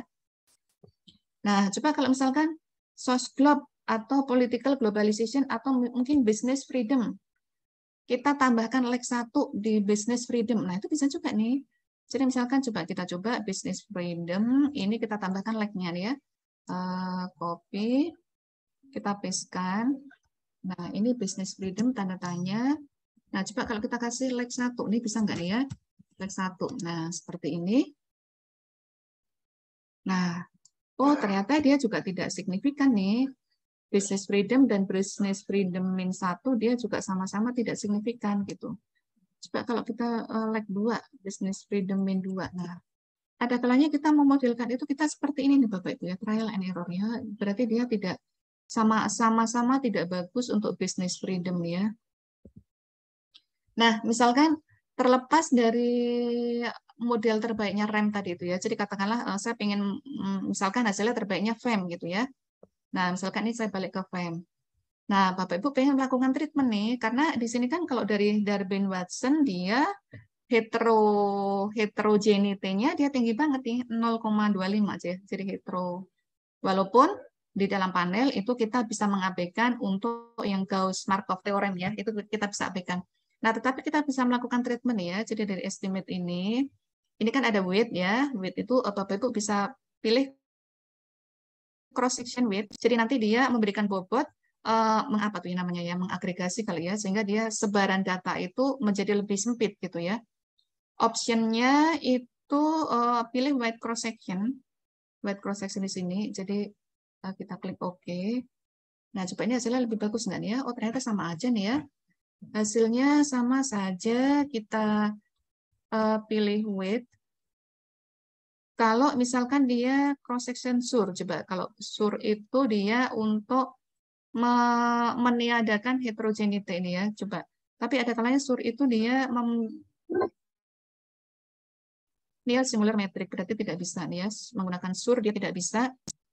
Nah ini nih adik Bapak Ibu ya, ada kalanya di jurnal itu kita menemui, oh dia misalkan panel FEM sur.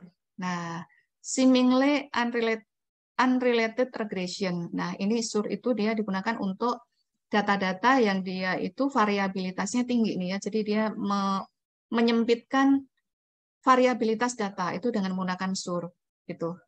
Nah, begitu juga di sini nih. Jadi Bapak Ibu bisa treatmentnya itu bisa di pembobotan di sini.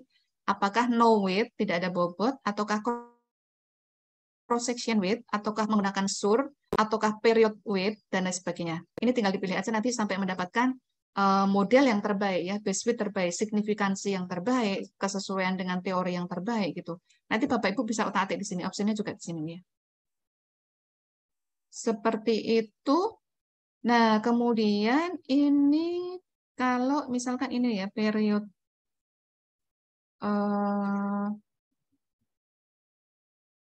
periodnya nih ya. Nah, misalkan Bapak Ibu pengen mencermati untuk tahun-tahun tertentu, coba ini bisa nggak nih ya? Period weight ada kalanya bisa, ada kalanya nggak. Oh, dia nggak bisa. Cross section weight ini no weight. Coba ini saya kembalikan lagi untuk yang ordinary. Kita klik OK. Nah, ini nih Bapak Ibu nih ya. Jadi kalau kita pengen menganalisis performa untuk masing-masing tahun gitu ya. Jadi ini estimate. Periodnya Bapak Ibu, kalau tadi kan pilihannya defaultnya kan none ya. Kalau none itu kita mendapatkan konstanta secara untuk keseluruhan time series gitu ya. Jadi tahun 2000 sampai 2009 itu kita mendapatkan konstanta yang ini nih totalnya ya. Tapi kalau Bapak Ibu pengen mencermati performa untuk masing-masing tahunnya, itu bisa diestimate. Periodnya ini Bapak Ibu ambil yang fix di sini nih. Jadi dia akan menghitung untuk performa masing-masing tahun itu akan kelihatan. Nah, ini nih Bapak Ibu ya. Secara keseluruhan bahwa performa GDP tahun 2000 itu adalah dia negatif, negatif, negatif. Nah, ini Bapak Ibu bisa untuk memperdalam analisis tentang misalkan ya tentang apa tuh namanya business cycle gitu ya, business cycle atau mungkin kalau di sektor keuangan ada financial cycle gitu atau siklus bisnis, ekonomis cycle. Nah, itu bisa dicermati dari sini nih. Kalau negatif ini kan kayak menunjukkan performa yang buruk ya, tergantung variabel Y-nya apa nih. Jadi kalau GDP negatif kan dia performanya kan tidak baik ya. Nah, ini baru menunjukkan performa yang bagus. Ini tahun 2006, 2007. Wah, ini berarti kalau di krisis keuangan global, wah ini gimana nih? Jadi kontradiktif dong gitu. Nah, makanya untuk analisis ini sifatnya apa ya? Situasional ya Bapak Ibu ya. Kalau diperlukan, apabila diperlukan, ini Bapak Ibu bisa ada menu yang bisa diklik untuk periodenya. Jadi untuk performa masing-masing tahun itu apakah berbeda atau enggak, itu di periodnya itu Bapak Ibu bisa klik apakah coba kalau random bisa enggak nih ya. Oh, kalau random ternyata dia invalid ya, jadi karena dia nol semuanya ya. Jadi untuk estimate-nya ini bisa periodnya itu juga fix atau di cross section-nya itu juga seperti ini nih Bapak Ibu ya. Nah, kurang lebihnya seperti ini Bapak Ibu yang dapat saya sampaikan. Apabila ada pertanyaan kita ditanya jawab. Yang belum berhasil ini tadi data ya, sebentar. Datanya saya share lagi. Kenapa tidak bisa ya? Datanya tidak bisa saya share. Error melulu nih. Klik to retrieve. Oh, tidak bisa nih. Tapi Bapak Ibu bisa download datanya dari file EViews tadi itu. Itu kalau di open as spreadsheet itu akan muncul datanya di situ tuh. Begitu Bapak Ibu yang dapat saya sampaikan, kita bisa diskusi. Ini saya stop share dulu, saya save-nya dulu.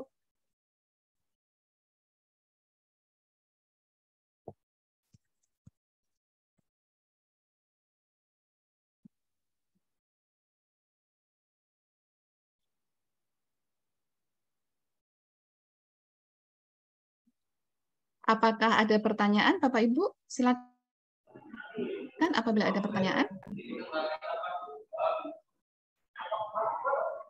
Apakah terlalu cepat saya menyampaikan? Izin bertanya, Bu.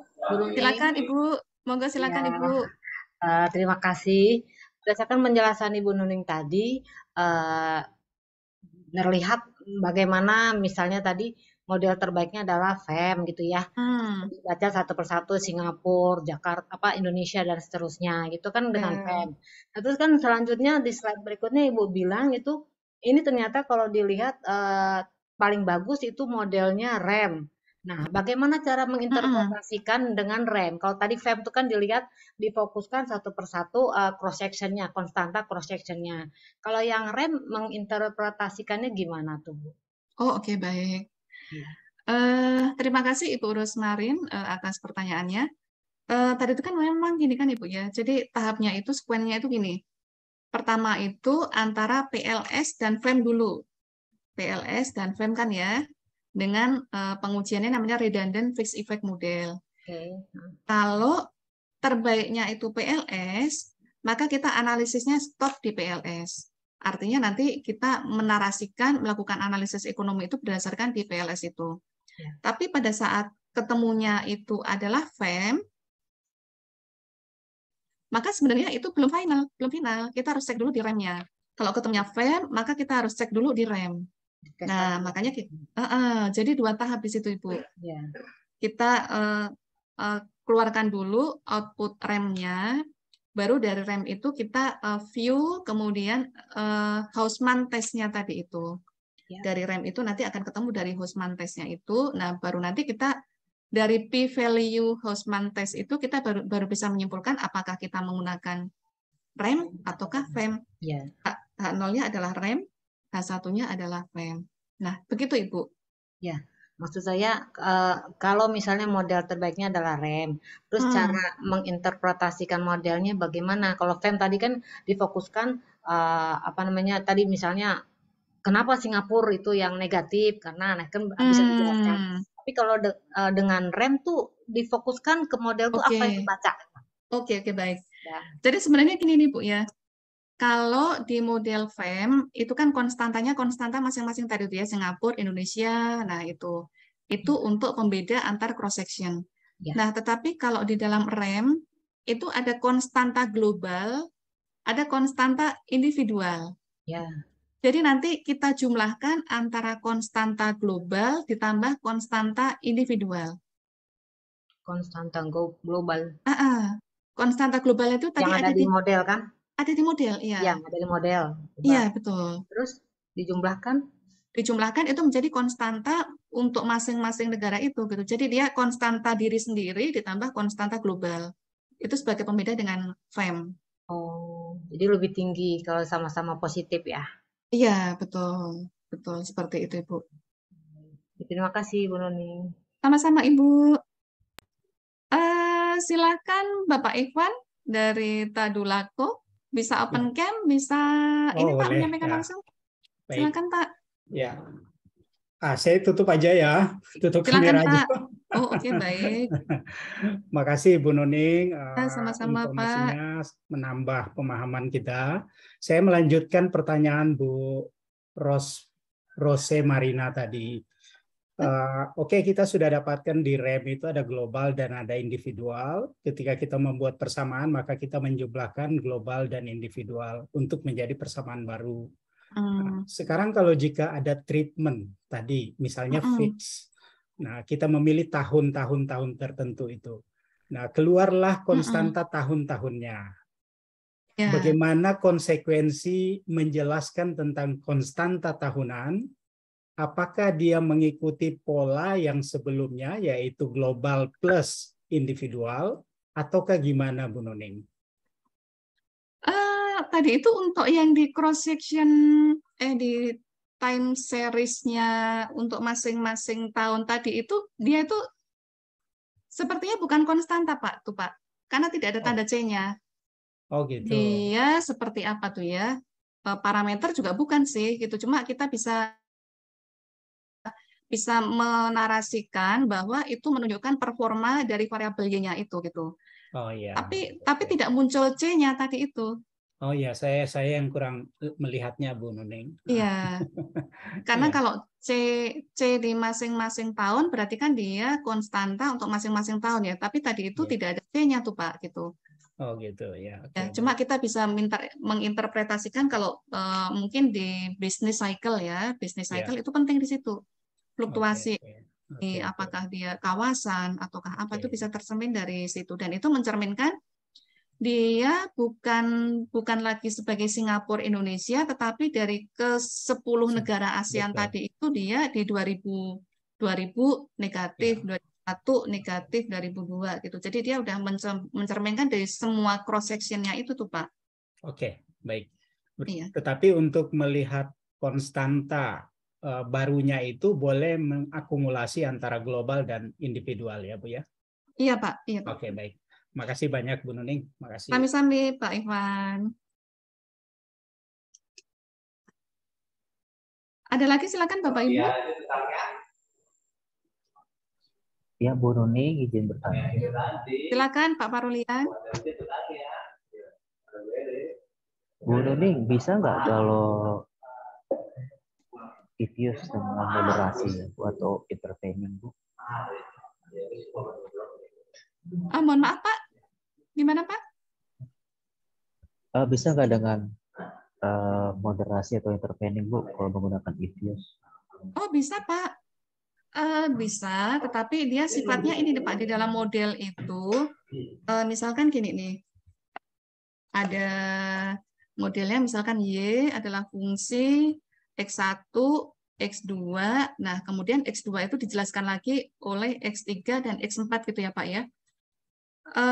Di dalam modelingnya kita tetap menuliskan itu dalam satu model, cuma nanti di dalam interpretasinya katakanlah X3 dan X4 itu sebagai variabel moderasi atau sebagai variabel apa tuh intervening dan lain sebagainya. Tetapi di dalam modeling itu tidak seperti di PET analysis itu tuh Pak. Kalau di PET analysis kan dia ada di antara, kemudian di variabel goals-nya yang terakhir itu kan dia akan kelihatan PET-nya. Nah, cuma kalau di EVIS itu memang untuk PET analisisnya itu tidak bisa tergambar itu, Pak. Artinya secara parameter itu kita bisa melakukan interpretasi gitu. Artinya di dalam modelingnya itu kita susun sebagai variabel X gitu, cuma nanti kita menarasikannya mana variabel control, mana variabel X-nya, mana variabel moderating-nya. Itu kita apa tuh ya, kita susun di dalam model-model seperti OLS itu tuh Pak. Atau ada Bapak Ibu yang mau menambahkan Pak? Bapak Ibu untuk variabel ini moderating di dalam EVIUS nih. Ibu Ani silakan. Izin saya bertanya, Bu Nuning. Oh enggak Bu, silakan Ibu. Iya, matur nuwun. Ya. Assalamualaikum warahmatullahi wabarakatuh.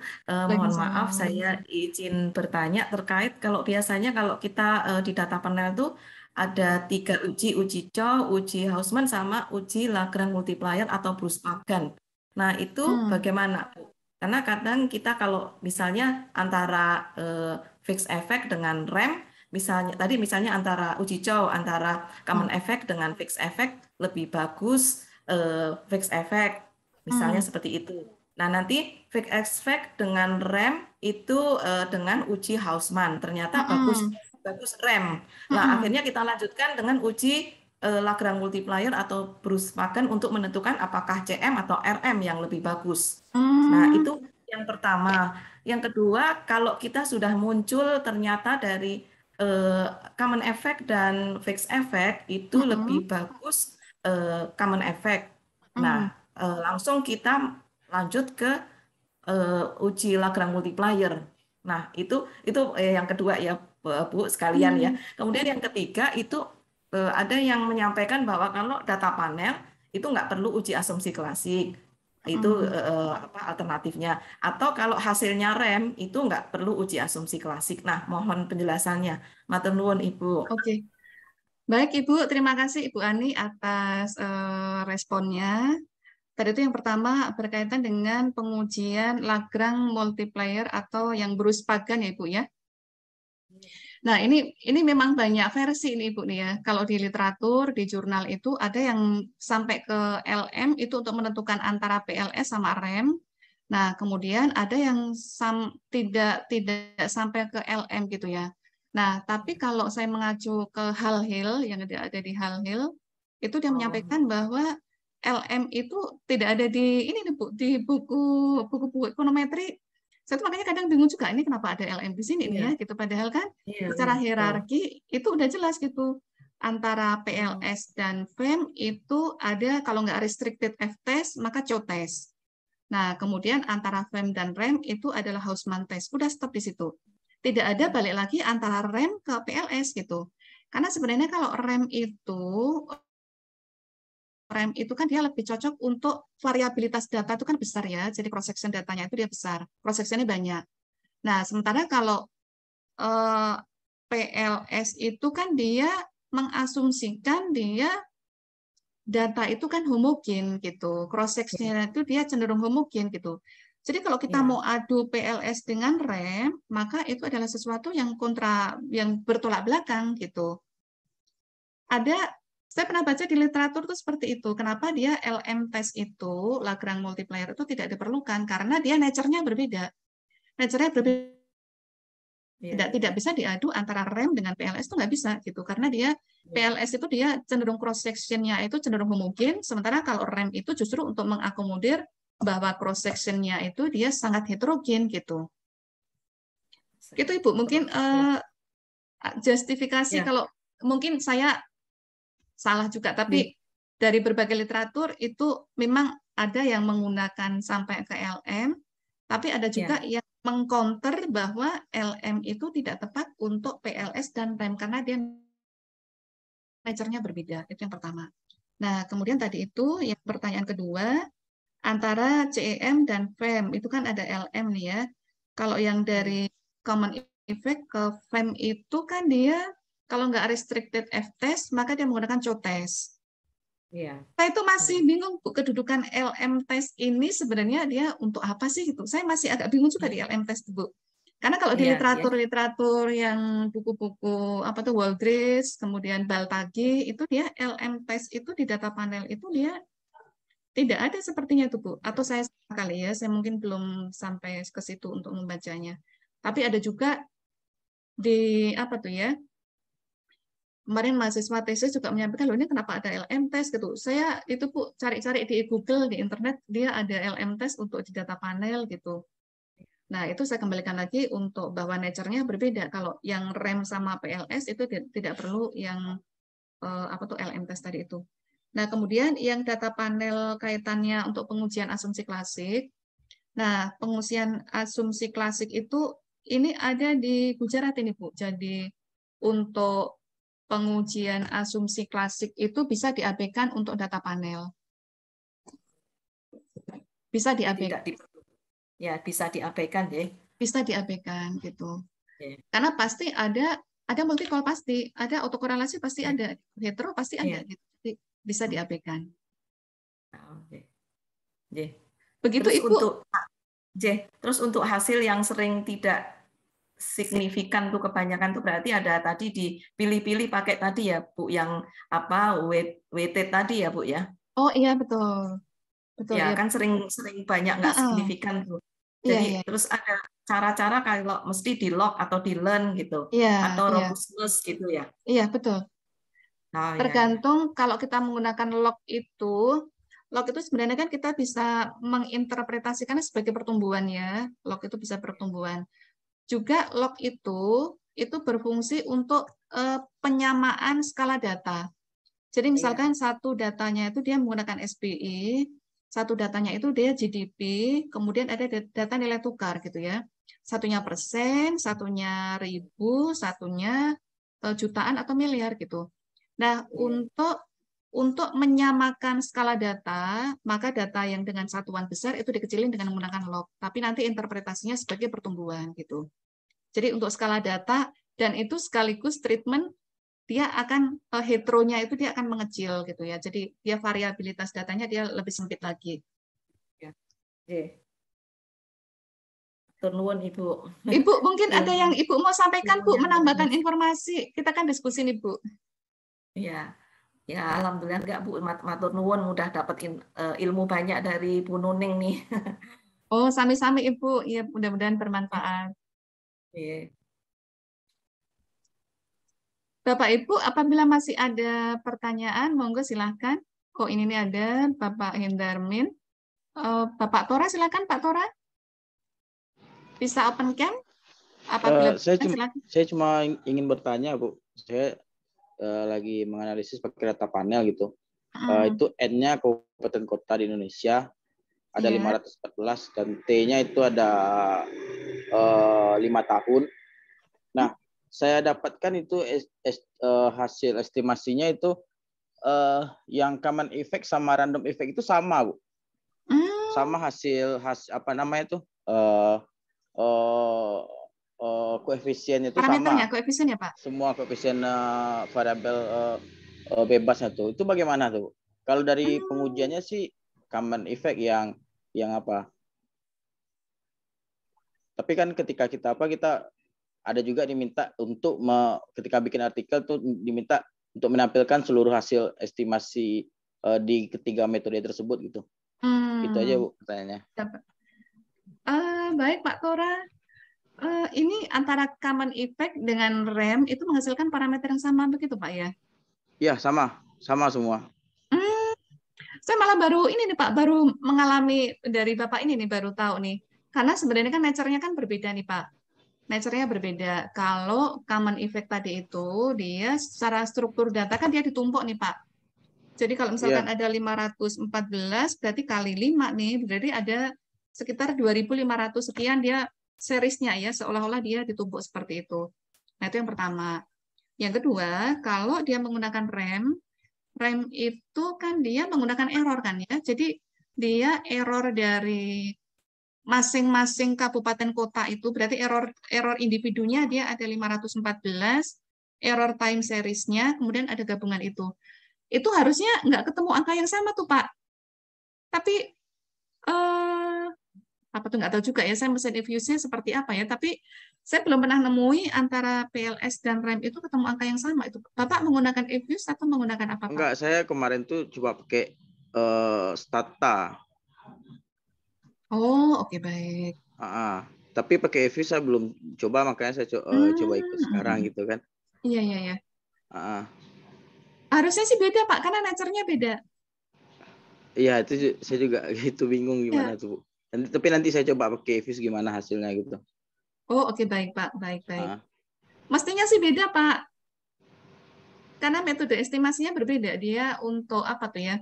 Menjalankan mesin dari persamaannya itu beda tuh Pak. Harusnya ketemunya angka beda Pak. Oh iya, atau mungkin ada bug di Stata, mungkin saya juga kurang apa ya. Lagian gini nih Pak, kalau menggunakan PLS itu kan dia ketemu satu persamaan tunggal kan untuk 514 ini kan cuma ketemu satu persamaan. Tapi kalau menggunakan RAM berarti kan dia konstantanya kan ada 514 konstanta individu ditambah satu konstanta global.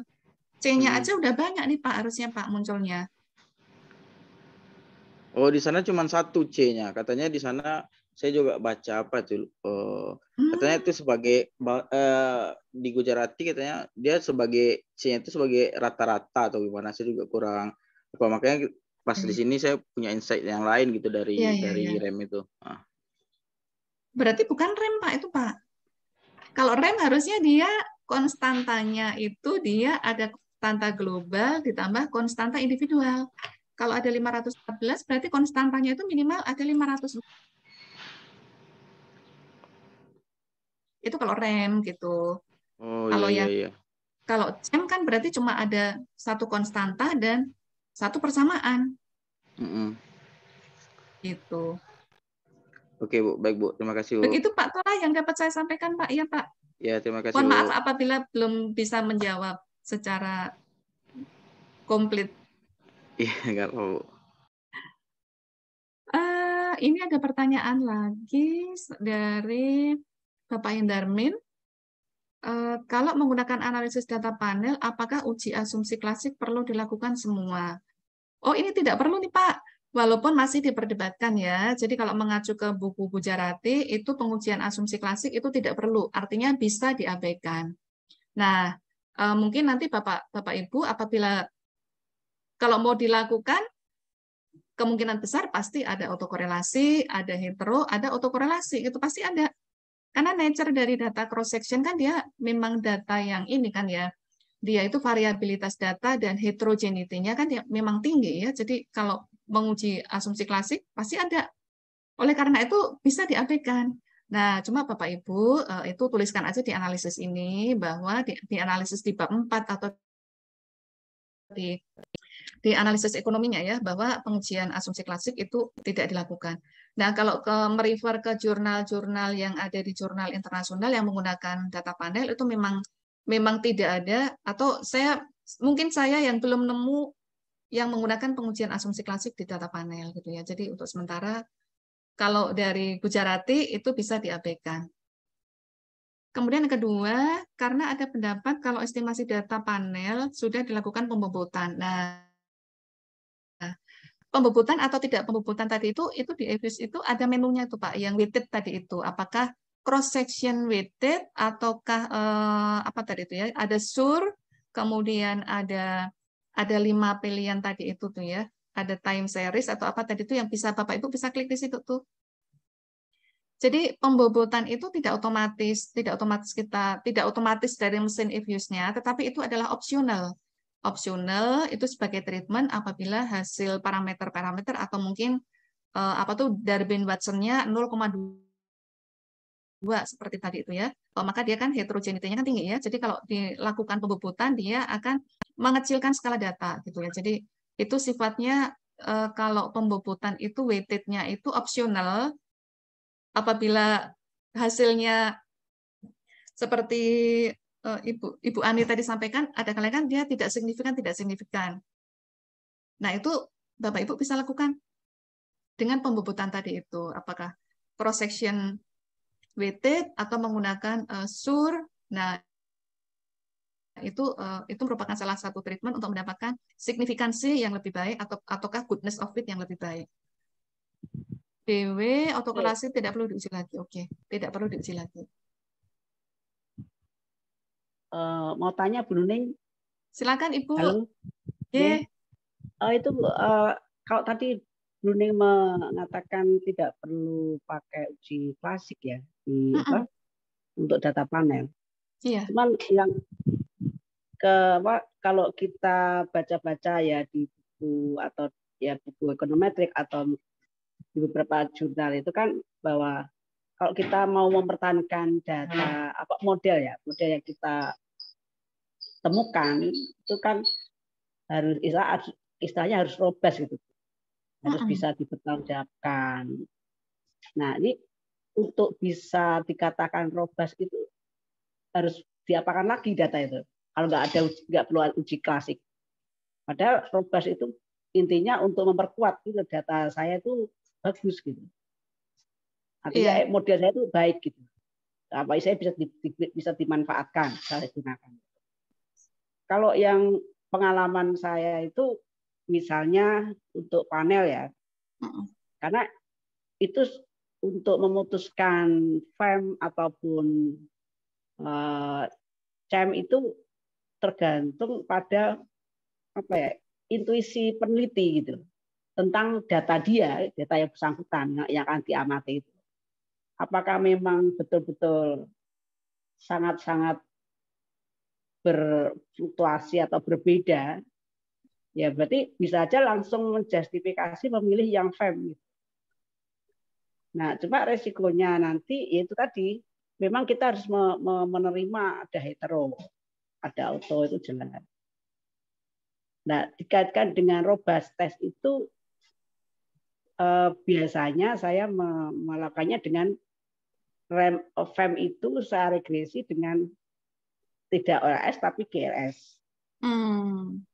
Nah, sehingga di situ artinya model FEM yang saya pakai itu robust karena terbebas dari saya untuk memenuhi blue tadi loh untuk asumsi klasik. Iya, betul. Tapi tetap yang saya gunakan ya tawarkan ya model FEM saya yang awal itu. Oh, oke, baik. GLS Karena itu kalau munculnya di panel atau di OLS, Bu? GLS itu kan di dia satu estimasi tersendiri kan ya? ya memang iya. Tapi jadi FEM Iya. diregresi dengan diestimasi dengan GLS. Nah, itu yang itu nanti di apa kalau mau memakai FEM tapi kan ada hetero. Padahal kita harus robust model yang kita tawarkan. Maka kita regresi estimasi dengan GLS. Nah, itu hasilnya bersih, tidak ada hetero ataupun auto. Nah, baru hasil ini tetap FEM tapi dengan GLS. Itu yang kita analisis. Oh, oke, baik-baik. Ini juga ilmu baru nih, Bu. Itu GLS. Jadi saya mencoba aja gitu seperti itu. Tapi memang sebenarnya perbedaannya juga nggak begitu kan sih hasilnya itu. Iya, baik-baik. Untuk baik interceptnya maupun koefisiennya atau variannya itu juga nggak terlalu banyak berbeda gitu. Cuma yang karena kalau itu dari hetero gitu. Oh, oke. Gitu. Untuk menghilangkan heteronya itu ya, Bu ya? Ya, karena kan kita dituntut untuk deteksi klasiknya itu blue kan? Nah, kalau kita membiarkan, tapi sebetulnya seperti yang katakan Bu Nuning itu karena peneliti itu yakin bahwa memang datanya itu hetero atau memang realnya datanya itu memang berbeda antar penampangnya itu cross sectionnya. Ya kita tetap hetero dipakai model itu nggak apa-apa. Artinya di sini kita tetap menggunakan deteksi klasik tapi tanpa hetero, tanpa deteksi heteronya tidak digunakan. Karena memang kita ada hetero. Jadi memang ada pendapat seperti itu. Jadi untuk panel itu tetap ada deteksi klasik tapi dibatasi, tidak ada hetero. Yang hanya mungkin yang dipakai mungkin hanya multi, terus apalagi yang lainnya. Yang hetero nggak mungkin karena itu jelas ada hetero gitu. Menurut saya itu sih mungkin itu multi call itu memang tetap harus diuji gitu. Kalau hetero tidak perlu karena memang sudah rata hetero. Tapi kalau memang mau benar-benar robust ya gunakan GLS. Iya, tetap FEM tapi GLS. Nah, itu yang kita FEM GLS ya. Itu di Evius di menu apa tuh, Bu? Itu saya cari nggak ada tuh, Bu. Kayaknya nggak ada deh. Di Evius. Ada pilihan GLS ada. GLS ada ya? 9 ada, Cek. Cuma saya itu kalau nggak digunakan sering lupa. Banyak lupanya. Oke, nanti saya pelajari itu, Bu ya. Saya juga mahasiswa saya juga saya sarankan seperti itu. Kalau memang kamu pengen blue ya harus GLS. Seharusnya nggak harus ya, tapi ya seperti itulah kita itu suatu semacam tawaran lah. Ini loh hasil teman saya dengan langkah seperti ini. Itu melanggar atau enggak saya nggak tahu. Jadi satu tawaran. Memang ini nih Bu, banyak versi sih Bu ya. Ya. Tapi kan versi itu kan kita bisa aplikasikan, kita juga ada logika teorisnya. Iya, betul Ibu. Kalau memang logika teorisnya masuk ya pakai nggak masalah. Iya, betul Ibu. Memang ada kalanya ini nih Bu. Ada masih debatable ya, masih perdebatan ya. Misalkan untuk pengujian, misalkan pemodelan stasionaritas, kalau dia tidak stasioner di level, apakah dia pemodelannya harus di first different dan sebagainya. Itu aja masih ada beberapa versi juga. Nah, ini tadi terkait dengan yang Ibu sampaikan itu juga menjadi bahan pembelajaran bagi kami nih Bu untuk GLS. GLS itu kan dia nature-nya kan memang untuk meminimalisir heteroskedastis ya Ibu. Iya. Nah, kalau kita lihat, kalau kita cermati, panel itu kan dia masuk rumpunnya masih LS square ya. Least square gitu ya, LS-nya. Nah, tetapi coba nanti saya searching lagi apakah asumsi klasik itu tetap dilakukan atau tidak dilakukan. Nah, tadi itu kaitannya Ibu dengan robustness tadi itu untuk menguji robustness-nya dari apa nih gitu. Kalau Ibu kan dari biar mendapatkan estimator yang glue itu kan ya tadi ya. Karena kalau diuji pasti ada tuh Bu, auto, multi-call, dan hydro itu kan pasti Iya, ada itu ya. Cuma untuk itu pengujian sudah robustness-nya bawaan itu dari ya mungkin datanya memang seperti itu. Kalau iya, kalau panel, iya betul. makanya itu kan tergantung pada penelitinya, keyakinan dia untuk Betul Ibu. data dia itu kan seperti yang Nuning sampaikan tadi di awal, kita harus melihat data masing-masing data itu kita buat grafiknya itu kan kelihatan. Iya betul. Kalau dari 10 negara itu ternyata trennya naik semua, berarti kan tidak ada perbedaan, berarti artinya konstan. Bisa itu pakai ceng. Gitu. Tapi kalau berbeda, sangat berbeda ya pakai ya otomatis langsung FEM. Mungkin malah tidak perlu ada. Jadi kalau uji cowok atau husband itu harus semacam formalitas saja. Iya. Ini kadang gini nih Bu, kaitannya dengan robustness. Itu memang banyak hal yang masih diperdebatkan Ibu. Kalau tadi Ibu sampaikan kan yang kalau hydro kan pasti ada, auto mungkin ada, yang perlu diuji multi-call. Multi-call itu kan bisa dengan correlation matrix atau dengan, nah itu ada versi lain lagi itu Bu. Ya. Multi-call itu sepanjang teorinya kuat, itu kita bisa mengabaikan. Cuma memang estimasi variansnya dia tidak efisien, tidak menghasilkan varians yang minimum. Tetapi multi-call itu sepanjang dia teorinya itu kuat, katakanlah antara M2 sama BI atau antara nilai tukar dan saham. Nah, itu pasti kalau itu pasti ada multi-call gitu. Nah, itu justifikasinya justru itu multi-call itu ada satu jurnal yang menyampaikan bahwa saya dulu aja malah diajari Pak Periwarjio, multi-call itu bisa diabaikan sepanjang teorinya itu kuat. Karena kalau teorinya kuat, misalkan antara SBI dengan pertumbuhan ekonomi atau SBI dengan inflasi, itu kalau disandingkan jadi satu persamaan, pasti ada multi-call. Karena memang SBI digunakan untuk mengikat variabel-variabel yang lainnya gitu. Nah, itu apakah kita akan ngedrop salah satu gitu, misalkan satu variabel biar tidak terjadi multi-call? Tidak harus seperti itu. Jadi kita narasikan ya, artinya di dalam peneliti itu kan tadi itu kan Ibu sampaikan keyakinan si peneliti ya.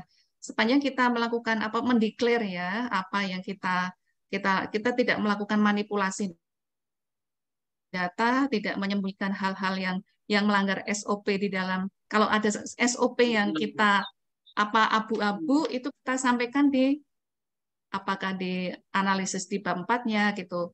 Artinya misalkan hasil dari analisis ini mengindikasikan terjadinya multi-collinearity antara variabel apa dengan apa. Tetapi itu sebagai sesuatu yang tidak bisa dihindarkan.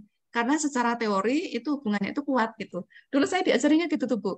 Makanya saya kalau ada multi-call, sepanjang teorinya itu kuat, itu kita narasikan aja di situ. Jangan sampai variabel yang penting itu kita hilangkan gitu.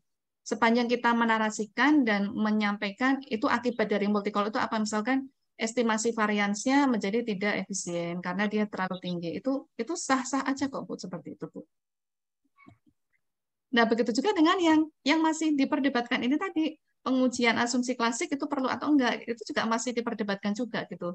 Nah, itu kalau saya memberikan jalan tengah ya, kalau saya pribadi ini ya, itu ditulis aja, dinarasikan di analisisnya gitu, bahwa dalam analisis ini ya monggo silakan keyakinan dari Bapak Ibu nih ya.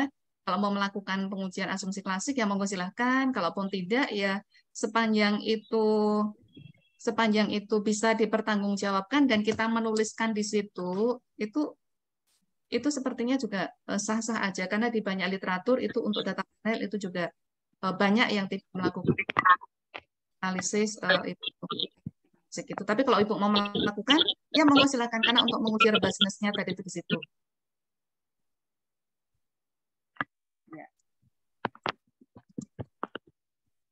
Ya, ada lagi yang ditambahkan. Matur nuwun Putri atas tambahannya Bu, tambahan ilmunya. Saya juga terima kasih. Bapak Ibu masih ada lagi yang mau disampaikan? Oh ini nih, dari Pak Ivan tadi udah ya, yang variabel moderasi.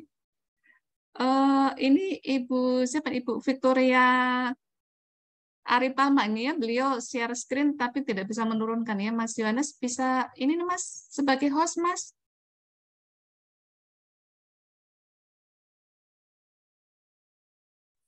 Sebentar Bu, ini saya konfirmasi Pak Sanso soalnya juga tampilannya itu saya nggak bisa ini apa itu namanya? Menurunkan ya. Iya. Sudah tidak apa-apa. Misalnya ada tampilan background-nya orang itu di layar. Iya. Heeh. Ini saya juga nggak bisa menurunkan nih. Mas Sanso Bu ya, hostnya. Ya sudah nggak apa-apa. Iya. Lagi konfirmasi. Oke, nggak apa-apa Mas. Baik Bapak Ibu, ini waktu tidak berasa sudah Tanya sedikit boleh Bu Nuning? Bu, silakan Ibu.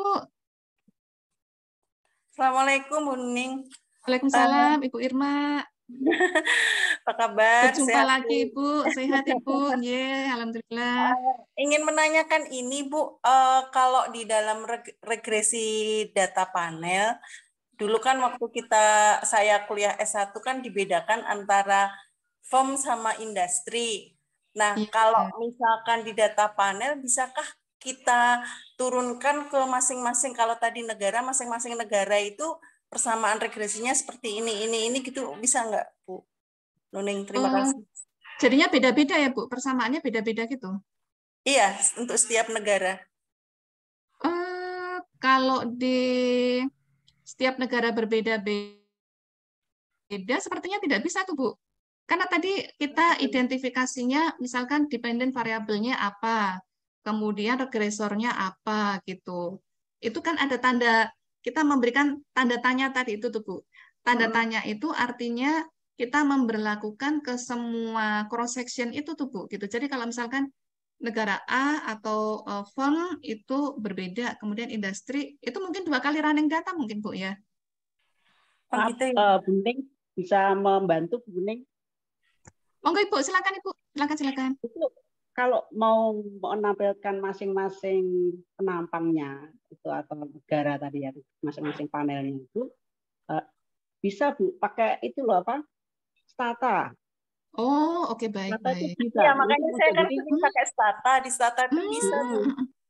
Itu kalau misalnya FEM ya, FEM itu belakangnya tulis full.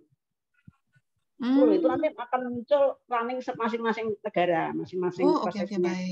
Baik. Jadi di atas itu running global, ya. Yang bawahnya itu running masing-masing cross sectionnya. Itu mengakomodir nggak Bu kalau persamaannya beda Bu? Cuman konstantanya kayaknya yang berbeda Bu. Ya, biasanya gitu. Oke. Oh, konstantanya aja berbeda ya? Ya, sekali estimasi tambah kalau mau FEM ya FEM aja, tapi kalau mau seluruh muncul variabel apa masing-masing cross sectionnya itu ya tambahin full FEM full spasi full gitu. Nanti tapi otomatis muncul semua. Munculnya itu muncul dia konstantanya beda, parameternya yang sama atau gimana Bu? Seperti tampilan di yang awal itu ada konstantanya, ada variabel satu apa gitu. Masing-masing koefisien variabelnya di masing-masing negara. Masing-masing negara. Seperti regresi masing-masing Bu.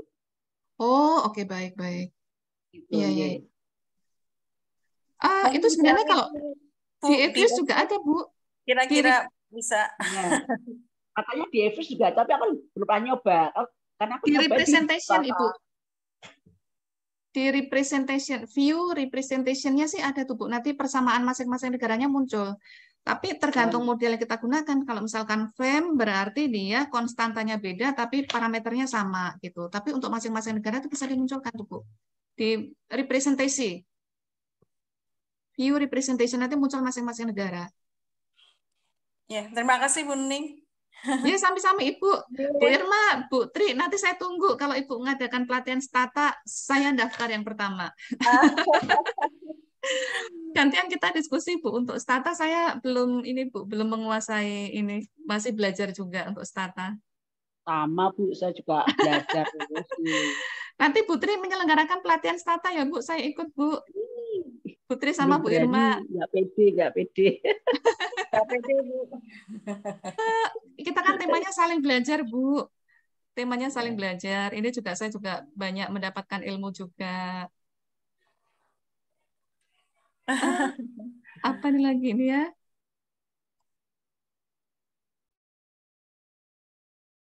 Bapak Ibu, ada pertanyaan lagi kah?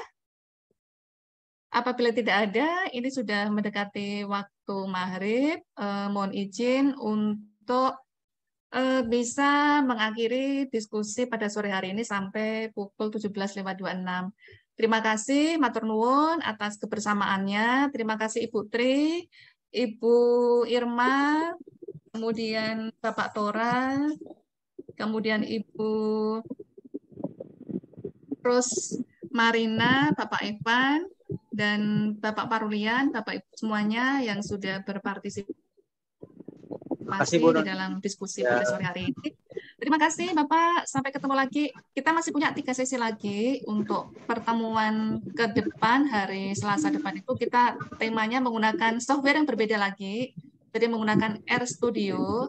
Kemudian di pertemuan ke-8 itu kita menggunakan SPSS. Kemudian di pertemuan ke-9 kita menggunakan Israel gitu ya Bapak Ibu ya. Jadi tema kita biasanya kan kalau menggunakan software itu kan PT ya, tapi kita ubah lagi menggunakan software, itu kita belajar software, belajar ekonometrika itu asik banget dan asik banget gitu, karena penelitian itu sebenarnya asik ya, karena banyak tools yang bisa kita gunakan. Baik Bapak Ibu, terima kasih atas kebersamaan pada sore hari ini. Mohon maaf apabila ada kekurangan di dalam penyelenggaraannya, kemudian juga keterbatasan dari ilmu kami, ilmu saya. Terima kasih atas masukannya, atas diskusinya. Matur nuwun semuanya. Yang dalam perjalanan mudah-mudahan lancar, selamat sampai di rumah. Salam sehat selalu, salam bahagia selalu, sampai ketemu di hari Selasa. Terima kasih Bapak Ibu, Bu Irma, matur nuwun, Bu Tri, Pak Syahro, Bapak Ibu semuanya. Sama-sama Bu. Nuwun ya. Sama-sama, makasih Bu Nuning. Assalamualaikum warahmatullahi wabarakatuh. Waalaikumsalam warahmatullahi wabarakatuh.